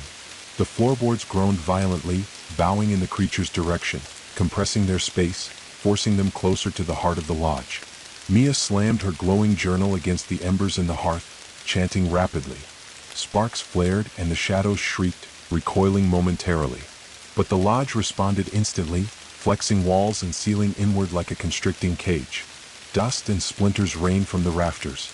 The heartbeat of the building surged, faster, stronger, synchronized with the skeletal creature's advance. Daniel grabbed Claire, pulling her back into the circle of light from the remaining fire, trying to fight against the lodge's crushing pulse. He realized that they were no longer merely under attack. They were being molded, herded, and consumed. Every movement was anticipated. Every struggle was met with resistance. The lodge itself had become a living predator, a single consciousness controlling every shadow, every floorboard, every beam. The skeletal creature lunged again, a terrifying blur of bone and ember. Daniel swung the flashlight, and sparks erupted from the hearth, temporarily illuminating the room. The shadows recoiled but immediately reformed, flowing toward them with undiminished hunger. The lodge's heartbeat quickened, the walls pulsing inward slightly, compressing the space with terrifying precision. Claire struggled violently against the tendrils that held her. "We're going to die in here," she screamed, voice cracking with fear. "No," Daniel shouted back. "We survive. Focus." Mia's chanting reached a fever pitch, the glow from her journal brightening dramatically. Sparks leapt into the air, catching on dust and splinters, giving the room the appearance of a miniature, flickering inferno. The shadows recoiled once more, but the lodge responded by raising the floorboards in subtle waves, throwing them off balance, bending the room to its will. Jared managed to pull his leg free, only to be slammed against the broken doorway by the lodge's flexing walls. The creature reached for him with one skeletal arm, its fingers bending at impossible angles, glowing with embers that reflected the pulsing light of the lodge's heartbeat.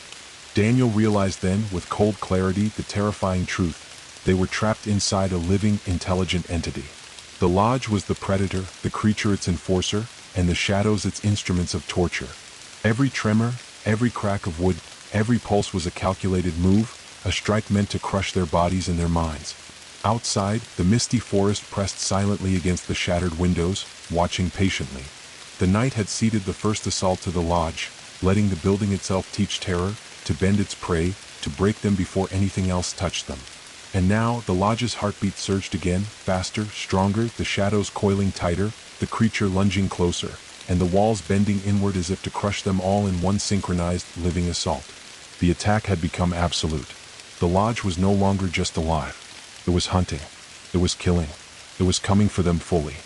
The lodge had become a living, breathing prison, each heartbeat a hammer against their ribs, each pulse a warning that it was aware of every movement, every breath. Daniel, Claire, Jared, and Mia were pressed together in the shrinking center of the room, the walls bending inward, floorboards rippling beneath them like a living beast. Sparks from the hearth danced across broken boards, briefly illuminating the skeletal creature towering over them and the writhing shadows that now moved independently, striking like snakes with impossible precision. Claire screamed as a shadow coiled around her leg, biting cold and unyielding. Daniel lunged, grabbing her, but the lodge's heartbeat pulsed through the tendril, resisting him, making every tug a struggle against an invisible weight. Sparks leapt from the hearth in response, momentarily pushing the shadows back, but the lodge flexed almost immediately, tilting floorboards and pushing them toward the creature. Jared tried to scramble to a broken doorway, but the lodge seemed to anticipate him.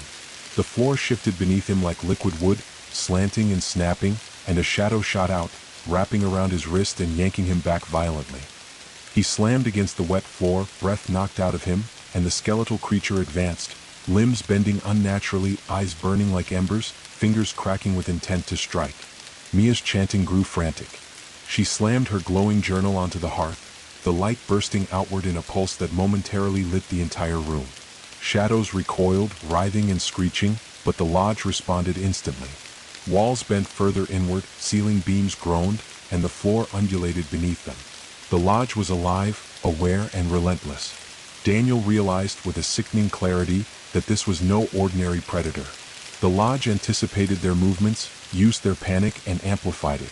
Every scream, every struggle only fueled the shadows, strengthened the skeletal creature, and accelerated the heartbeat of the building. Their fear had become part of the lodge's sustenance. Claire struggled violently as the shadows coiled tighter. "We can't hold them off forever," she screamed, teeth chattering. "We have to focus on the light." Daniel shouted, trying to keep them within the circle of fire from the embers. But even the fire flickered uncertainly, as though the lodge itself tried to snuff it out, bending the flames with its heartbeat. The skeletal creature lunged, moving faster than Daniel could track. Sparks from the hearth flew as he swung the flashlight, illuminating the grotesque, impossible angles of the creature's limbs. Its hollow eyes fixed on them individually, and the shadows responded instantly, coiling to block every escape route. Jared kicked violently, freeing one leg, only to be yanked toward the hearth by another tendril. The floorboard under him flexed and sank slightly, forcing him forward, closer to the glowing embers. Daniel lunged to grab him, tearing at the shadow that bound him, but the tendril pulled tighter as if testing his strength. Mia's chanting reached a frantic crescendo, the glow from her journal flaring in desperate bursts. Sparks shot into the air, catching on dust and splinters, illuminating glimpses of the skeletal creature and writhing shadows. The room seemed to compress further, walls bending slightly inward, forcing them to huddle together in the center like prey surrounded by a predator's claws. The whispers returned, louder, layered in countless voices, vibrating in their bones. Stay, stay, stay. Every syllable resonated with the lodge's heartbeat, which surged faster, stronger, more insistent, threatening to crush their bodies both physically and mentally. The shadows coiled tighter, striking at arms, legs, torsos. The skeletal creature raised its arms, fingers cracking, moving with unnatural speed and precision, ready to snatch and tear. Daniel realized they were being manipulated, trapped not only by walls, shadows, and the creature, but by their own fear. Every flinch, every scream, every desperate movement was feeding the lodge. It was learning, adapting, testing them. Their very survival depended on holding steady against a force that thrived on terror. The lodge flexed again, walls bending, floorboards warping, ceiling beams groaning. The skeletal creature lunged in perfect synchronization with the pulse of the building. Sparks from the hearth flared higher, casting a brief, bloody glow across the room, revealing the impossibly contorted shadows striking with surgical precision.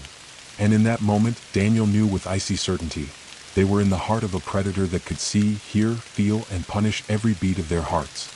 The lodge was not just alive. It was aware. It was hunting. And it would not stop until it had them fully. The lodge was no longer a building. It was a predator, a living, breathing nightmare that pulsed with a heartbeat they could feel in every nerve, every joint, every fiber of their bodies. Daniel, Claire, Jared, and Mia were pressed together in the center of the room, the walls bending inward, the floor rippling like a living thing beneath them. Shadows slithered and coiled around them, striking with impossible speed, their movements precise, calculated, and merciless. Claire screamed as a shadow wrapped around her torso, tightening like iron.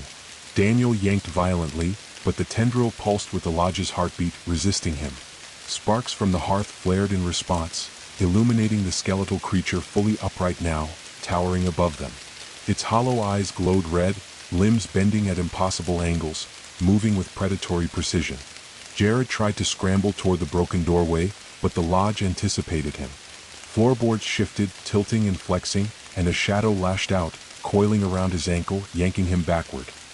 He slammed against the wet wood, groaning, and the skeletal creature lunged with one elongated, ember-glowing arm, fingers snapping just inches from his face. Mia slammed her glowing journal against the hearth, chanting frantically. Light flared across the room, momentarily pushing shadows back. But the lodge responded immediately, walls bending further inward, the ceiling creaking ominously, and the floor undulating beneath them like a living, breathing thing. The heartbeat surged faster, stronger, driving the shadows and the creature with unrelenting force. Daniel realized with cold clarity that they were being toyed with. The lodge had learned them. It anticipated every flinch, every panic-stricken movement. The shadows and the creature were extensions of its will, instruments to tighten the cage, to break them one by one. Claire fought violently against the tendrils constricting her, screaming, "We're going to die." "No," Daniel shouted. "We survive. Focus on the fire." He swung the flashlight at the shadows, sparks flying, briefly illuminating the grotesque angles of the skeletal creature. The shadows recoiled slightly, but immediately surged again. Jared managed to free his leg, only to be yanked toward the hearth by another tendril. Daniel lunged, gripping his arm, but the tendril pulsed, feeding on the lodge's heartbeat, resisting him with terrifying strength. The walls and floor flexed in concert, pushing them closer to the center of the room, closer to the skeletal creature's reach. Mia's chanting grew frantic, desperate. The glow of her journal brightened, sparks flying from the hearth, but the shadows twisted faster, striking with precision, closing the gap. The whispers returned, louder, layered in countless voices.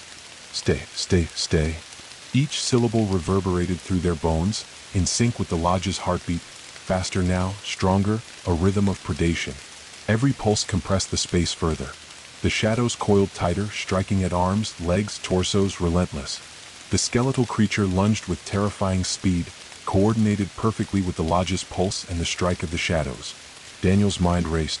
They were trapped inside a living, intelligent predator. Every instinct screamed to run, fight, scream, but the lodge anticipated it all.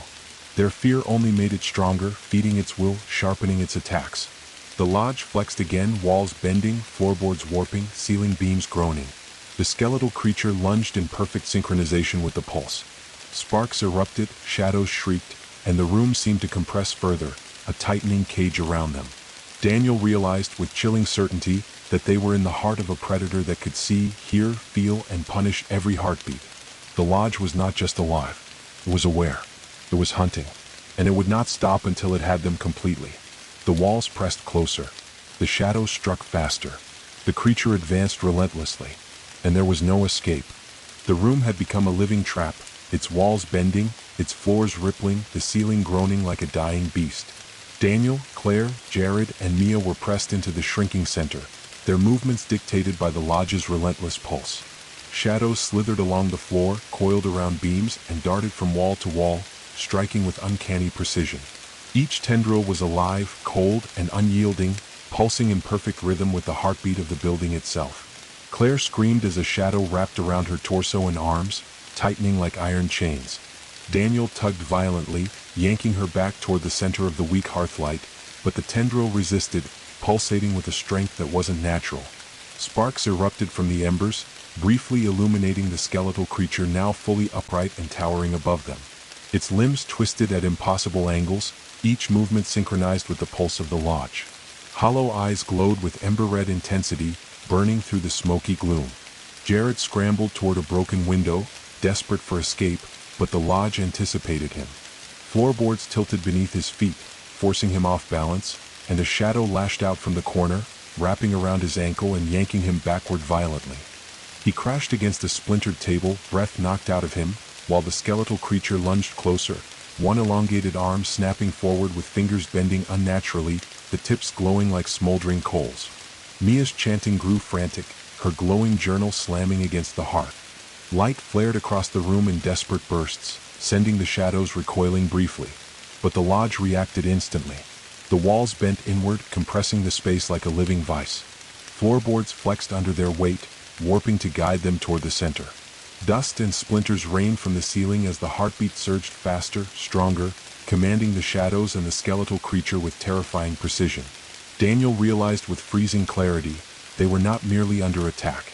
They were being studied, herded, and consumed. Every panic-stricken movement, every flinch, every scream fed the lodge, strengthening its will and sharpening the shadow's strikes. It was intelligent. It was aware.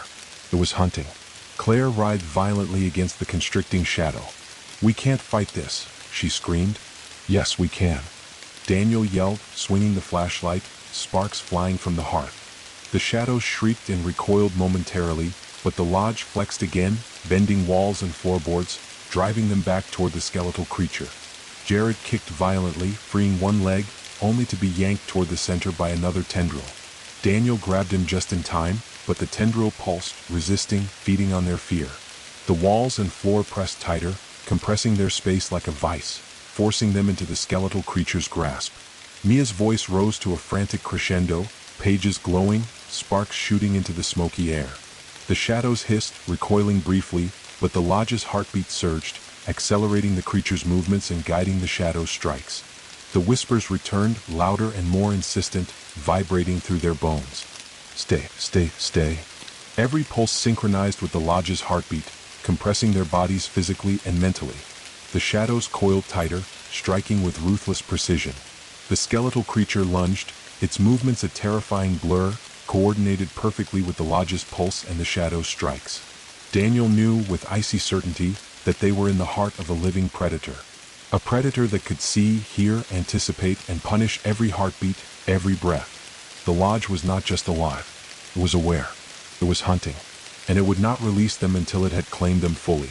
The walls pressed closer. The shadows struck faster. The skeletal creature advanced relentlessly.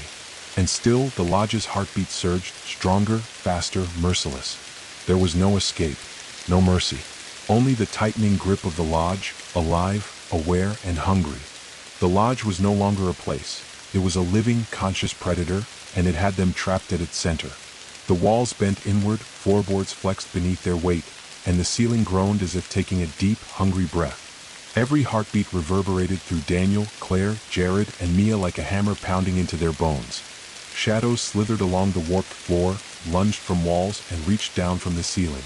Each tendril struck with precision, wrapping around arms, legs, torsos, constricting with relentless force.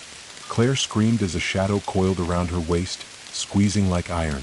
Daniel yanked violently, trying to pull her back into the faint circle of firelight.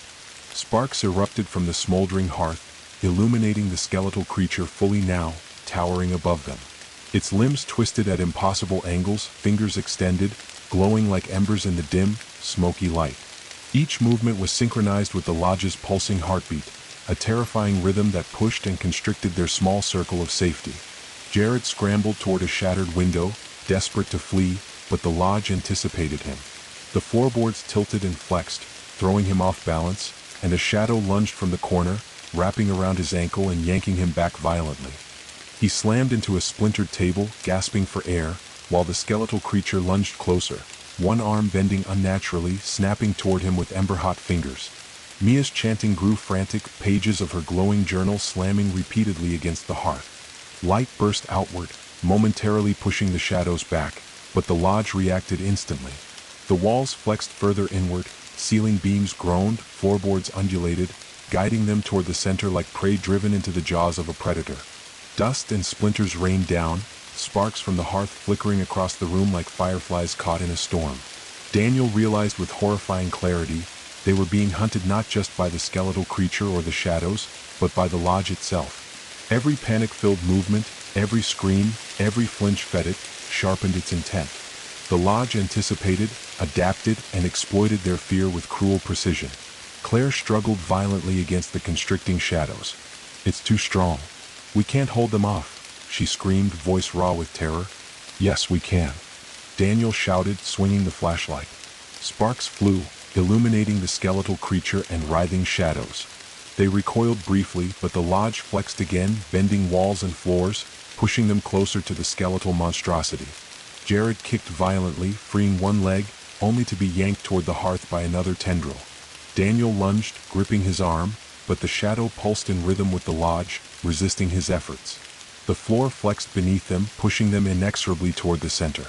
Mia's chanting rose to a frantic crescendo, the glow from her journal brightening, sparks flying into the smoky air. Shadows shrieked, recoiling, but the lodge's heartbeat surged, guiding the skeletal creature's attacks and tightening its grip with terrifying precision. The whispers returned, louder than ever, layered in countless voices vibrating through their bones. "Stay, stay, stay." Every pulse of the lodge compressed the room, constricting them physically and mentally. Shadows coiled tighter, striking with surgical precision. The skeletal creature lunged again, moving with speed and coordination that made Daniel's stomach twist with terror. Daniel understood now that they were in the very heart of a living predator. A creature that could see, hear, anticipate, and punish every heartbeat, every movement. Every ounce of fear they exhibited strengthened it, made it faster, stronger, and more relentless. The walls pressed tighter. The shadows struck faster. The skeletal creature advanced relentlessly. And still, the lodge's heartbeat surged, stronger, faster, merciless. They had no escape, no mercy. Only the tightening, unrelenting grip of the lodge, alive, aware, and hungry. The lodge had transformed fully into a predator. Every heartbeat reverberated violently through the warped floorboards and bending walls, through Daniel, Claire, Jared, and Mia, driving them toward the center where the skeletal creature waited. Sparks from the dying hearth flared, throwing the room into flickering, violent light, but the shadows moved undeterred, striking like serpents with impossible speed. The air was thick with the smell of wet wood, smoke, and the metallic tang of fear itself. Claire shrieked as a shadow coiled around her torso, crushing, pulsing with unnatural strength. Daniel lunged, tearing at it, but the tendril resisted, pulsing in rhythm with the lodge's heartbeat. The skeletal creature loomed over them, limbs bending in impossible angles, fingers snapping with ember-hot tips, glowing in the chaos of sparks and smoke. Its hollow eyes burned with an intelligence that mirrored the lodge itself, calculating, patient, merciless. Jared scrambled toward a shattered window, desperate for escape, but the lodge anticipated him. Floorboards tilted, twisted beneath his feet, and a shadow lashed at his ankle, yanking him backward violently. He slammed into a splintered table, breath knocked out of him, while the skeletal creature lunged forward, bending its limbs in grotesque angles to strike him. Mia slammed her glowing journal onto the hearth, chanting furiously. Sparks erupted, sending the shadows recoiling momentarily. But the lodge responded instantly, walls flexing inward, ceiling beams groaning, floorboards undulating, pushing them toward the center where the creature waited. Dust and splinters rained down as the heartbeat surged, synchronized with the skeletal creature's attacks and the shadow's strikes. Daniel's mind raced. They were not just being attacked, they were being studied, shaped, manipulated by a predator that anticipated every move, every flinch, every scream. Their fear fed it, sharpened its attacks, and made the lodge pulse faster, compressing the space around them. Claire fought violently against the constricting shadows. "It's too strong. We can't hold it," she screamed. "Yes, we can," Daniel shouted, swinging the flashlight. Sparks flared, briefly illuminating the skeletal creature and the writhing shadows. They recoiled, but the lodge flexed again, bending walls and floorboards, driving them closer to the creature's grasp. Jared kicked violently, freeing one leg, only to be yanked toward the center by another tendril. Daniel lunged, gripping his arm, but the shadow pulsed, resisting, feeding on the lodge's heartbeat. The floor flexed beneath them, guiding them inexorably toward the skeletal monstrosity. Mia's chanting became a desperate crescendo, the glow of her journal flaring violently. Sparks flew into the smoky air, shadows shrieking as they recoiled, but the lodge's pulse surged faster, guiding the skeletal creature's attacks and tightening its grip further. The whispers returned, louder, insistent, layered through the walls and floor, vibrating through their bones. "Stay, stay, stay." The lodge compressed the room further, walls bending closer, floorboards flexing to form an almost crushing funnel, shadows striking with surgical precision. The skeletal creature lunged again, every movement perfectly coordinated with the lodge's pulse, and sparks from the hearth illuminated its ember-glowing fingers, snapping toward them like blades. Daniel realized the horrifying truth. They were in the very heart of a living predator. A being that could see, hear, anticipate, and punish every heartbeat. Their fear only made it faster, stronger, and more merciless. The walls pressed tighter. The shadows struck faster. The skeletal creature advanced relentlessly. The floor beneath them groaned and split slightly, revealing the hollow, shadowed void of the lodge's bowels, pulsating with the same heartbeat that controlled the shadows and the creature. Every instinct screamed to flee, to fight, to scream, but the lodge anticipated it all. There was no escape, no mercy. Only the tightening, unrelenting grip of the lodge, alive, aware, and hungry. The lodge's final pulse surged violently. Sparks flew from the hearth. Shadows struck. The skeletal creature lunged. And the four friends were caught completely in the living grip of a nightmare that had no end in sight. The lodge had ceased to be merely a structure. It breathed, it pulsed, it thought, and now it was feeding. Every heartbeat reverberated through the warped floorboards, twisting walls, and groaning ceiling. Daniel, Claire, Jared, and Mia were corralled into the center, pressed against one another, trapped like prey in a predator's maw. Shadows darted from walls, floors, and ceilings, coiling around limbs and torsos, striking with inhuman precision. Claire screamed as a tendril of shadow wrapped around her torso, squeezing like molten iron. Daniel yanked violently, tearing at it, but the tendril resisted, pulsing in perfect rhythm with the lodge's heartbeat. Sparks flew from the dying hearth, briefly illuminating the skeletal creature now fully upright and looming above them. Its limbs bent in impossible angles, each finger glowing ember red, snapping in terrifying rhythm with the lodge's pulse. Its hollow eyes burned with an intelligence that mirrored the lodge itself, calculating, patient, merciless. Jared lunged toward a broken window, desperate for escape, but the lodge anticipated him. Floorboards warped beneath his weight, throwing him off balance, and a shadow wrapped around his ankle, yanking him backward violently. He slammed into a splintered table, gasping, as the skeletal creature lunged with one arm bending unnaturally to strike. Mia's chanting rose to a desperate crescendo, pages of her glowing journal slamming repeatedly onto the hearth. Light flared, momentarily pushing the shadows back, but the lodge reacted instantly. The walls flexed inward, ceiling beams groaning and floorboards warped, guiding them toward the skeletal creature like cattle to a slaughter. Dust and splinters rained down from the ceiling, sparks flickering across the smoky air as the heartbeat surged. Daniel realized with a sickening clarity, the lodge was not merely attacking, it was studying them, shaping them, feeding on their fear. Every flinch, every scream, every desperate movement strengthened the lodge, sharpened the shadow's strikes, and accelerated the skeletal creature's attacks. Claire thrashed against the tendrils constricting her. "It's too strong. We can't fight it," she screamed. "Yes, we can," Daniel shouted, swinging the flashlight with desperate precision. Sparks flew, illuminating the skeletal creature and writhing shadows. They recoiled briefly, but the lodge flexed again, walls bending, floors warping, pushing them back toward the creature's grasp.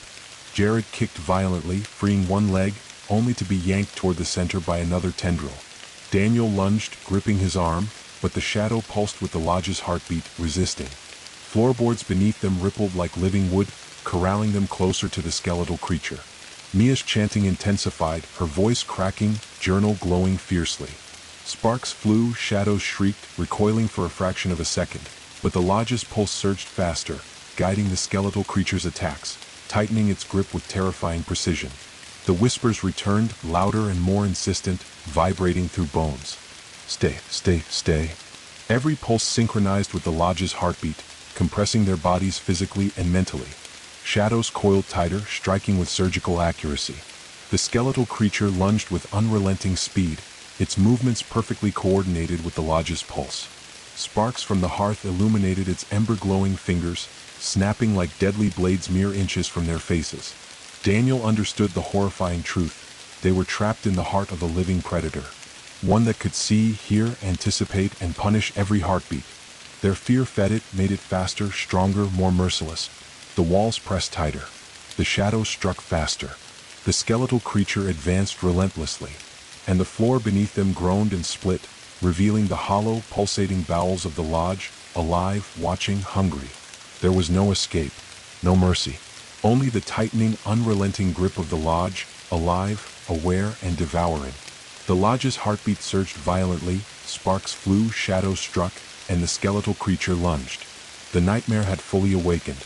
The lodge's heartbeat thundered through the warped floorboards, groaning ceiling and bending walls.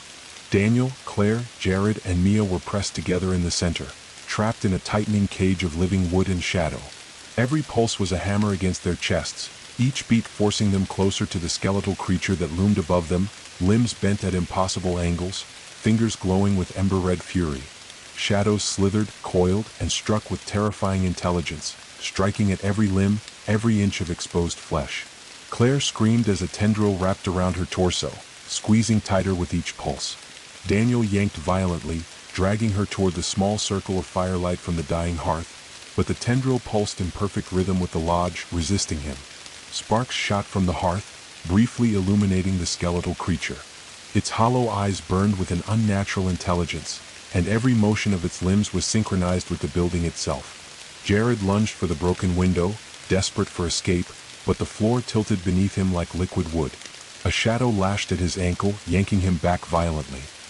He slammed into a splintered table, groaning, as the skeletal creature lunged with one arm bending at an impossible angle to strike. Mia's chanting rose to a frantic, desperate crescendo. Pages of her glowing journal slammed against the hearth, sending light bursting into the room, briefly scattering the shadows. But the lodge reacted instantly. Walls bent inward, ceiling beams groaned, and floorboards rippled beneath their feet, guiding them toward the skeletal creature like prey being funneled into a trap. Dust and splinters rained from the ceiling, and sparks flickered across the smoky air as the heartbeat surged faster, stronger, more oppressive. Daniel's mind raced. They were not simply being attacked. They were being toyed with, manipulated, studied. Every flinch, every scream, every desperate movement only fed the lodge, strengthened it, sharpened the shadow's strikes, and accelerated the skeletal creature's attacks. Claire thrashed against the shadows, teeth gritting. "We can't hold it. It's too strong." "Yes, we can," Daniel shouted, swinging the flashlight with all his remaining strength. Sparks flew from the hearth, illuminating the skeletal creature and writhing shadows.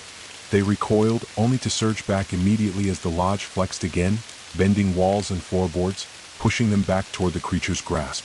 Jared kicked violently, freeing one leg, only to be yanked toward the center by another tendril.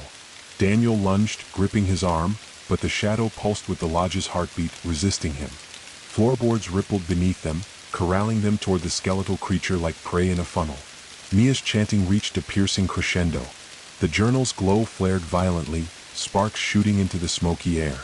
Shadows shrieked and recoiled momentarily, but the lodge's pulse surged faster, guiding the skeletal creature's attacks, tightening its grip on them further. The whispers returned, louder than ever, vibrating through their bones. Stay, stay, stay. Every pulse synchronized with the lodge's heartbeat, compressing their bodies physically and mentally. Shadows coiled tighter, striking with surgical precision. The skeletal creature lunged with unrelenting speed, each movement coordinated with the lodge's pulse. Sparks from the hearth illuminated its ember-glowing fingers, snapping like deadly blades mere inches from their faces. Daniel realized the full horror.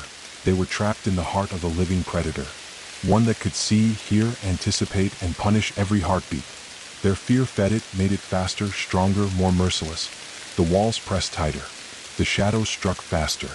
The skeletal creature advanced relentlessly, and the floor beneath them groaned and split, revealing the hollow, pulsating bowels of the lodge, alive, watching, hungry. Desperation seized Daniel. We move together. Now. They scrambled, using the circle of fleeting light from the hearth and Mia's journal as their guide. Shadows lashed, fingers snapped, floorboards rippled violently beneath them, but they leapt, dived, and clawed toward the weakened walls where a broken window promised temporary refuge. The lodge pulsed violently, the skeletal creature lunging with precision, shadows striking at arms and legs, sparks flying with each desperate dodge.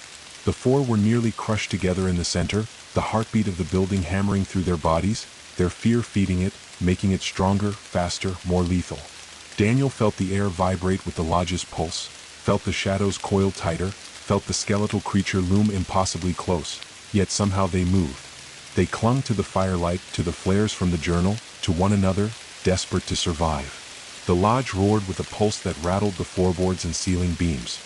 It was a soundless roar in their bones, a crushing awareness that this was not a building, it was a hunter, and it was about to strike fully. They were almost at the window. Almost. The lodge's heartbeat pulsed like a drum of war, shaking the warped floors and groaning ceiling, rattling every splintered beam. Daniel, Claire, Jared, and Mia were pressed together in the center, their backs against the smoldering hearth, trying to maintain a fragile circle of light from the last glowing embers in Mia's journal. Sparks flickered in violent bursts, casting grotesque shadows across the walls, but the shadows themselves, long, sinuous, intelligent, slithered and coiled, striking at every exposed limb with surgical precision. Claire screamed as a tendril of shadow coiled around her waist, squeezing tight, pulsing in rhythm with the lodge's heartbeat. Daniel lunged, yanking at it, but the tendril resisted, feeding on their fear. The skeletal creature loomed above, limbs twisting at impossible angles, its ember-red fingers snapping dangerously close. Every movement was synchronized with the building itself, a predator's precision guiding its assault. Jared lunged toward a shattered window, desperate for escape, but the lodge anticipated him. Floorboards bent and rippled like living wood, throwing him off balance. A shadow darted from the wall, wrapping around his ankle, yanking him back violently. He crashed into a broken chair, gasping as the skeletal creature lunged, one limb bending unnaturally to strike, fingers snapping with lethal precision. Mia slammed her glowing journal repeatedly against the hearth, chanting desperately. Sparks erupted, illuminating the shadows as they shrieked, recoiling for a brief moment. But the lodge reacted immediately. Walls bent inward, ceiling beams groaned, and floorboards undulated, guiding them toward the skeletal creature like prey corralled for slaughter. Dust and splinters rained from the ceiling as the heartbeat surged faster, stronger, and more oppressive than ever. Daniel understood the horrifying truth. They were not simply being attacked. They were being hunted, manipulated, studied. Their panic fed the lodge, sharpened the shadow's strikes, and accelerated the skeletal creature's assault. Claire thrashed violently against the tendrils. It's too strong. We can't hold it. Yes, we can. Daniel yelled, swinging the flashlight with desperate force. Sparks flew, illuminating the skeletal creature and writhing shadows. They recoiled briefly, only to surge back as the lodge flexed again, walls bending, floors rippling, constricting their space further. Jared kicked violently, freeing one leg, only to be yanked toward the center by another tendril. Daniel lunged, gripping his arm, but the shadow pulsed, resisting him. The floor flexed beneath them like liquid wood, pushing them toward the skeletal monstrosity. Mia's chanting grew frantic, her journal flaring bright. Sparks flew into the smoky air, shadows shrieked, recoiling for mere fractions of a second, but the lodge's pulse surged faster, guiding the skeletal creature's attacks, tightening its grip relentlessly. The whispers returned, louder and more insistent, vibrating through their bones. Stay, stay, stay. Every pulse compressed them physically and mentally. Shadows coiled tighter, striking with surgical precision.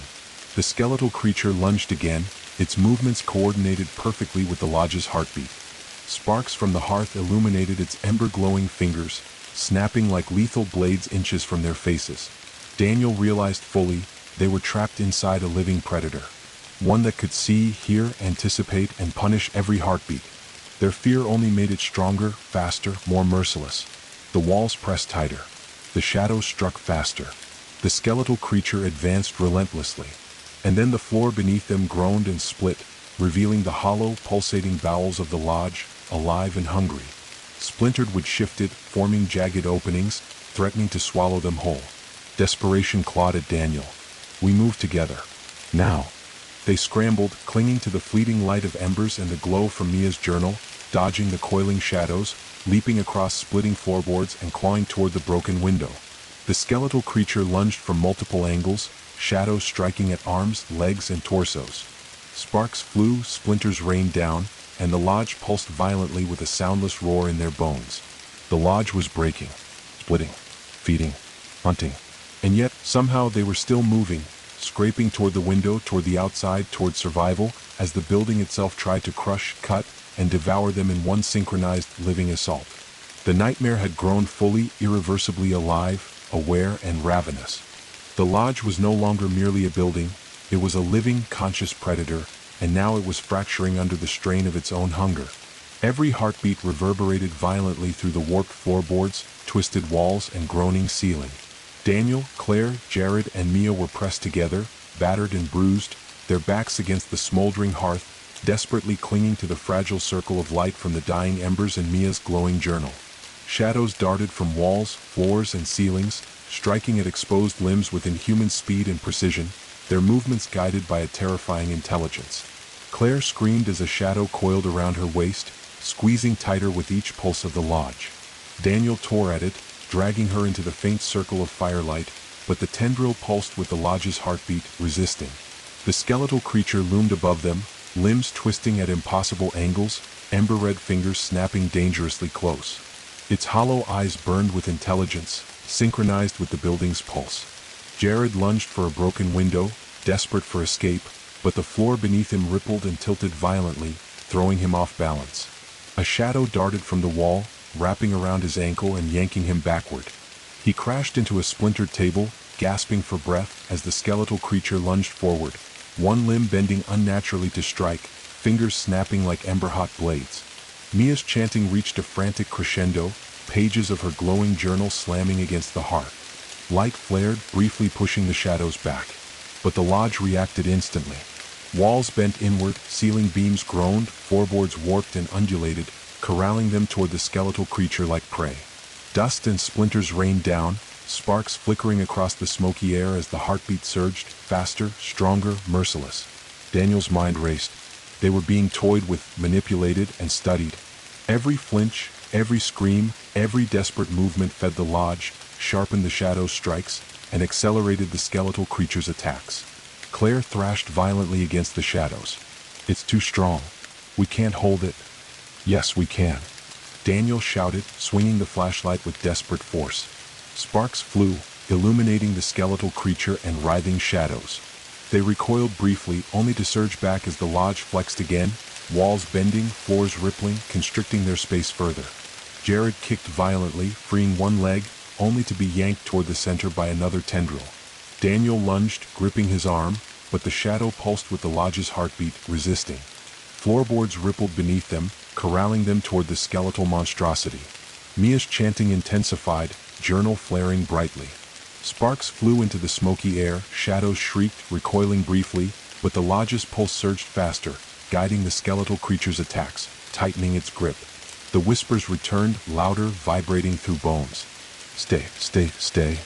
Every pulse compressed them physically and mentally. Shadows coiled tighter, striking with surgical precision. The skeletal creature lunged with unrelenting speed, each movement perfectly timed with the lodge's heartbeat. Sparks from the hearth illuminated its ember-glowing fingers, snapping like lethal blades inches from their faces. Then the floor beneath them cracked violently, revealing jagged, pulsating voids of the lodge's living bowels. Wood splintered and shifted like liquid, threatening to swallow them whole. Dust choked the air. Sparks showered down. Daniel shouted, "Together. We move now." They scrambled, clutching each other, dodging coiling shadows, leaping across splitting floorboards and clawing toward the broken window. The skeletal creature struck from multiple angles, shadows lashing at arms, legs, torsos. Sparks flew, splinters rained down, and the lodge pulsed violently, groaning with a soundless roar that rattled their bones. The lodge was breaking, fracturing under its own hunger. Walls split, floors cracked, ceilings sagged, yet the creature and shadows pressed relentlessly, hunting them like a predator that could think, anticipate, and punish. They were almost at the window. Almost. The skeletal creature lunged, shadow tendrils whipping with lethal intent, and the lodge pulsed, sending a violent shudder through the floor. Daniel felt the building's awareness, its hunger pressing down on them. Every second was a battle against both the creature and the lodge itself. But they had no choice. Survival demanded the final push. One step. One leap.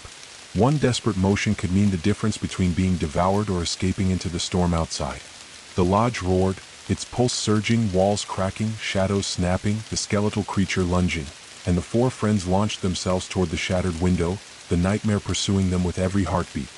The storm outside had grown violent, rain lashing the forest in sheets, lightning illuminating the twisted silhouettes of trees like jagged shadows. Inside the lodge, chaos reigned. Walls bent inward with a pulse that reverberated through every bone, floors rippled and split beneath them, and the skeletal creature lunged with terrifying precision, every movement synced to the heartbeat of the living building. Daniel, Claire, Jared, and Mia were pressed together in a desperate cluster, the dim glow of the dying hearth and Mia's journal barely illuminating their path. Sparks erupted as the skeletal creature's ember-red fingers struck, snapping mere inches from their bodies.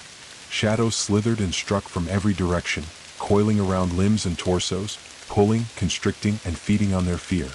The lodge itself groaned, walls splitting, floorboards cracking, ceiling beams bending with an awareness that was both terrifying and intelligent. Claire screamed as a shadow coiled around her waist, squeezing with relentless pressure. Daniel tore at it, dragging her toward the small circle of light from the journal, but the tendril pulsed in rhythm with the lodge, resisting. The skeletal creature loomed above them, limbs twisting at impossible angles, fingers snapping like ember-hot knives, hollow eyes burning with a deadly intelligence. Jared lunged toward the broken window, desperate for escape, but the floor beneath him buckled violently, throwing him off balance. A shadow wrapped around his ankle, yanking him back violently. He crashed into a broken chair, groaning as the skeletal creature lunged with one limb bending unnaturally to strike. Mia's voice rang out, chanting frantically as she slammed her glowing journal against the hearth. Sparks erupted, briefly scattering shadows, but the lodge reacted instantly. The walls flexed inward, ceiling beams groaned, floorboards rippled and warped, pushing them back toward the skeletal creature. Dust and splinters rained down, the heartbeat surging with terrifying force. Daniel realized the horrifying truth: they weren't just being attacked. They were being hunted, studied, and manipulated by a living, conscious predator. Every scream, every flinch, every moment of fear only strengthened it, accelerated the skeletal creature, and guided the shadow's strikes with deadly precision. Claire thrashed violently against the tendrils. "We're not going to make it." "Yes, we will," Daniel shouted, swinging the flashlight in a desperate arc. Sparks flared, illuminating the skeletal creature and writhing shadows. They recoiled briefly, but the lodge flexed again, pushing them closer to the center. Jared kicked violently, freeing one leg, only to be yanked back by a coiling shadow. Daniel lunged, gripping his arm, fighting against the lodge's pulsing rhythm. Floorboards flexed beneath them like liquid, guiding them toward the skeletal monstrosity, the very heart of the predator. Mia's chanting became a piercing crescendo. The journal glowed brilliantly, sparks shooting across the smoky air. Shadows shrieked and recoiled for a fraction of a second, but the lodge's heartbeat surged faster, guiding the skeletal creature, tightening its grip with lethal precision. The whispers returned, louder, vibrating through their bones. "Stay, stay, stay." The walls compressed further, shadows struck faster, and the skeletal creature lunged with terrifying accuracy. Sparks from the hearth illuminated its ember-glowing fingers, snapping like deadly blades inches from their faces. The floor beneath them split violently, revealing jagged, pulsating voids in the lodge's living bowels. wood shifted, threatening to swallow them whole. Dust choked the air, sparks rained down, and the lodge pulsed violently, a soundless roar shaking their bones. Daniel shouted, "Now! Together!" They scrambled, clutching one another, dodging coiling shadows, leaping across splitting floorboards and clawing toward the broken window. The skeletal creature lunged from multiple angles, shadows striking at arms and legs, sparks flying with each desperate dodge. The lodge pulsed, groaned, and flexed violently, walls and floors splitting, threatening to crush them. Rain lashed against their faces as they reached the jagged window frame. Daniel hoisted Claire through first, then grabbed Jared, pulling him over the edge. Mia followed, journal clutched to her chest, the glow illuminating their final desperate escape. The lodge shrieked in response, a pulse that rattled the forest around them, walls collapsing inward, splintered beams snapping, shadows snapping at the edge of the window as if the building itself tried to drag them back. Sparks and embers shot into the stormy night, the skeletal creature lunging one final time, fingers stretching impossibly, but they had broken free. Outside, the forest welcomed them with the sound of pounding rain, branches thrashing in the wind. They collapsed onto the wet ground, gasping, shivering, hearts hammering in time with the echoing pulse of the lodge behind them. Lightning flashed, illuminating the shattered lodge in the distance, smoke rising from the collapsing walls as shadows writhed within, alive, aware, still hungry, but trapped within their own twisted, collapsing structure. Daniel looked at his friends, soaked, bruised, trembling, but alive. Mia's journal had dimmed, the last sparks fading, the lodge no longer able to reach them, for now. The storm raged on around them, rain soaking their clothes, washing away the sweat, blood, and terror. They sat together in silence, staring at the collapsing nightmare of a lodge. The skeletal creature had disappeared into the ruins, swallowed by the twisted, pulsing heart of the building, and the shadows had retreated, or perhaps had been consumed by the lodge's collapse. The four friends slowly realized they had survived. Against an intelligent, living predator, against a lodge that could think, anticipate, and devour, they had escaped. But deep in the forest, the echoes of the lodge's heartbeat lingered, fading but not gone. The shadows remained, whispering in the wind, waiting, biding their time. And Daniel, Claire, Jared, and Mia knew with a chilling certainty that some nightmares never truly end. The forest swallowed the storm, and in its depths the lodge waited, alive, aware, and hungry.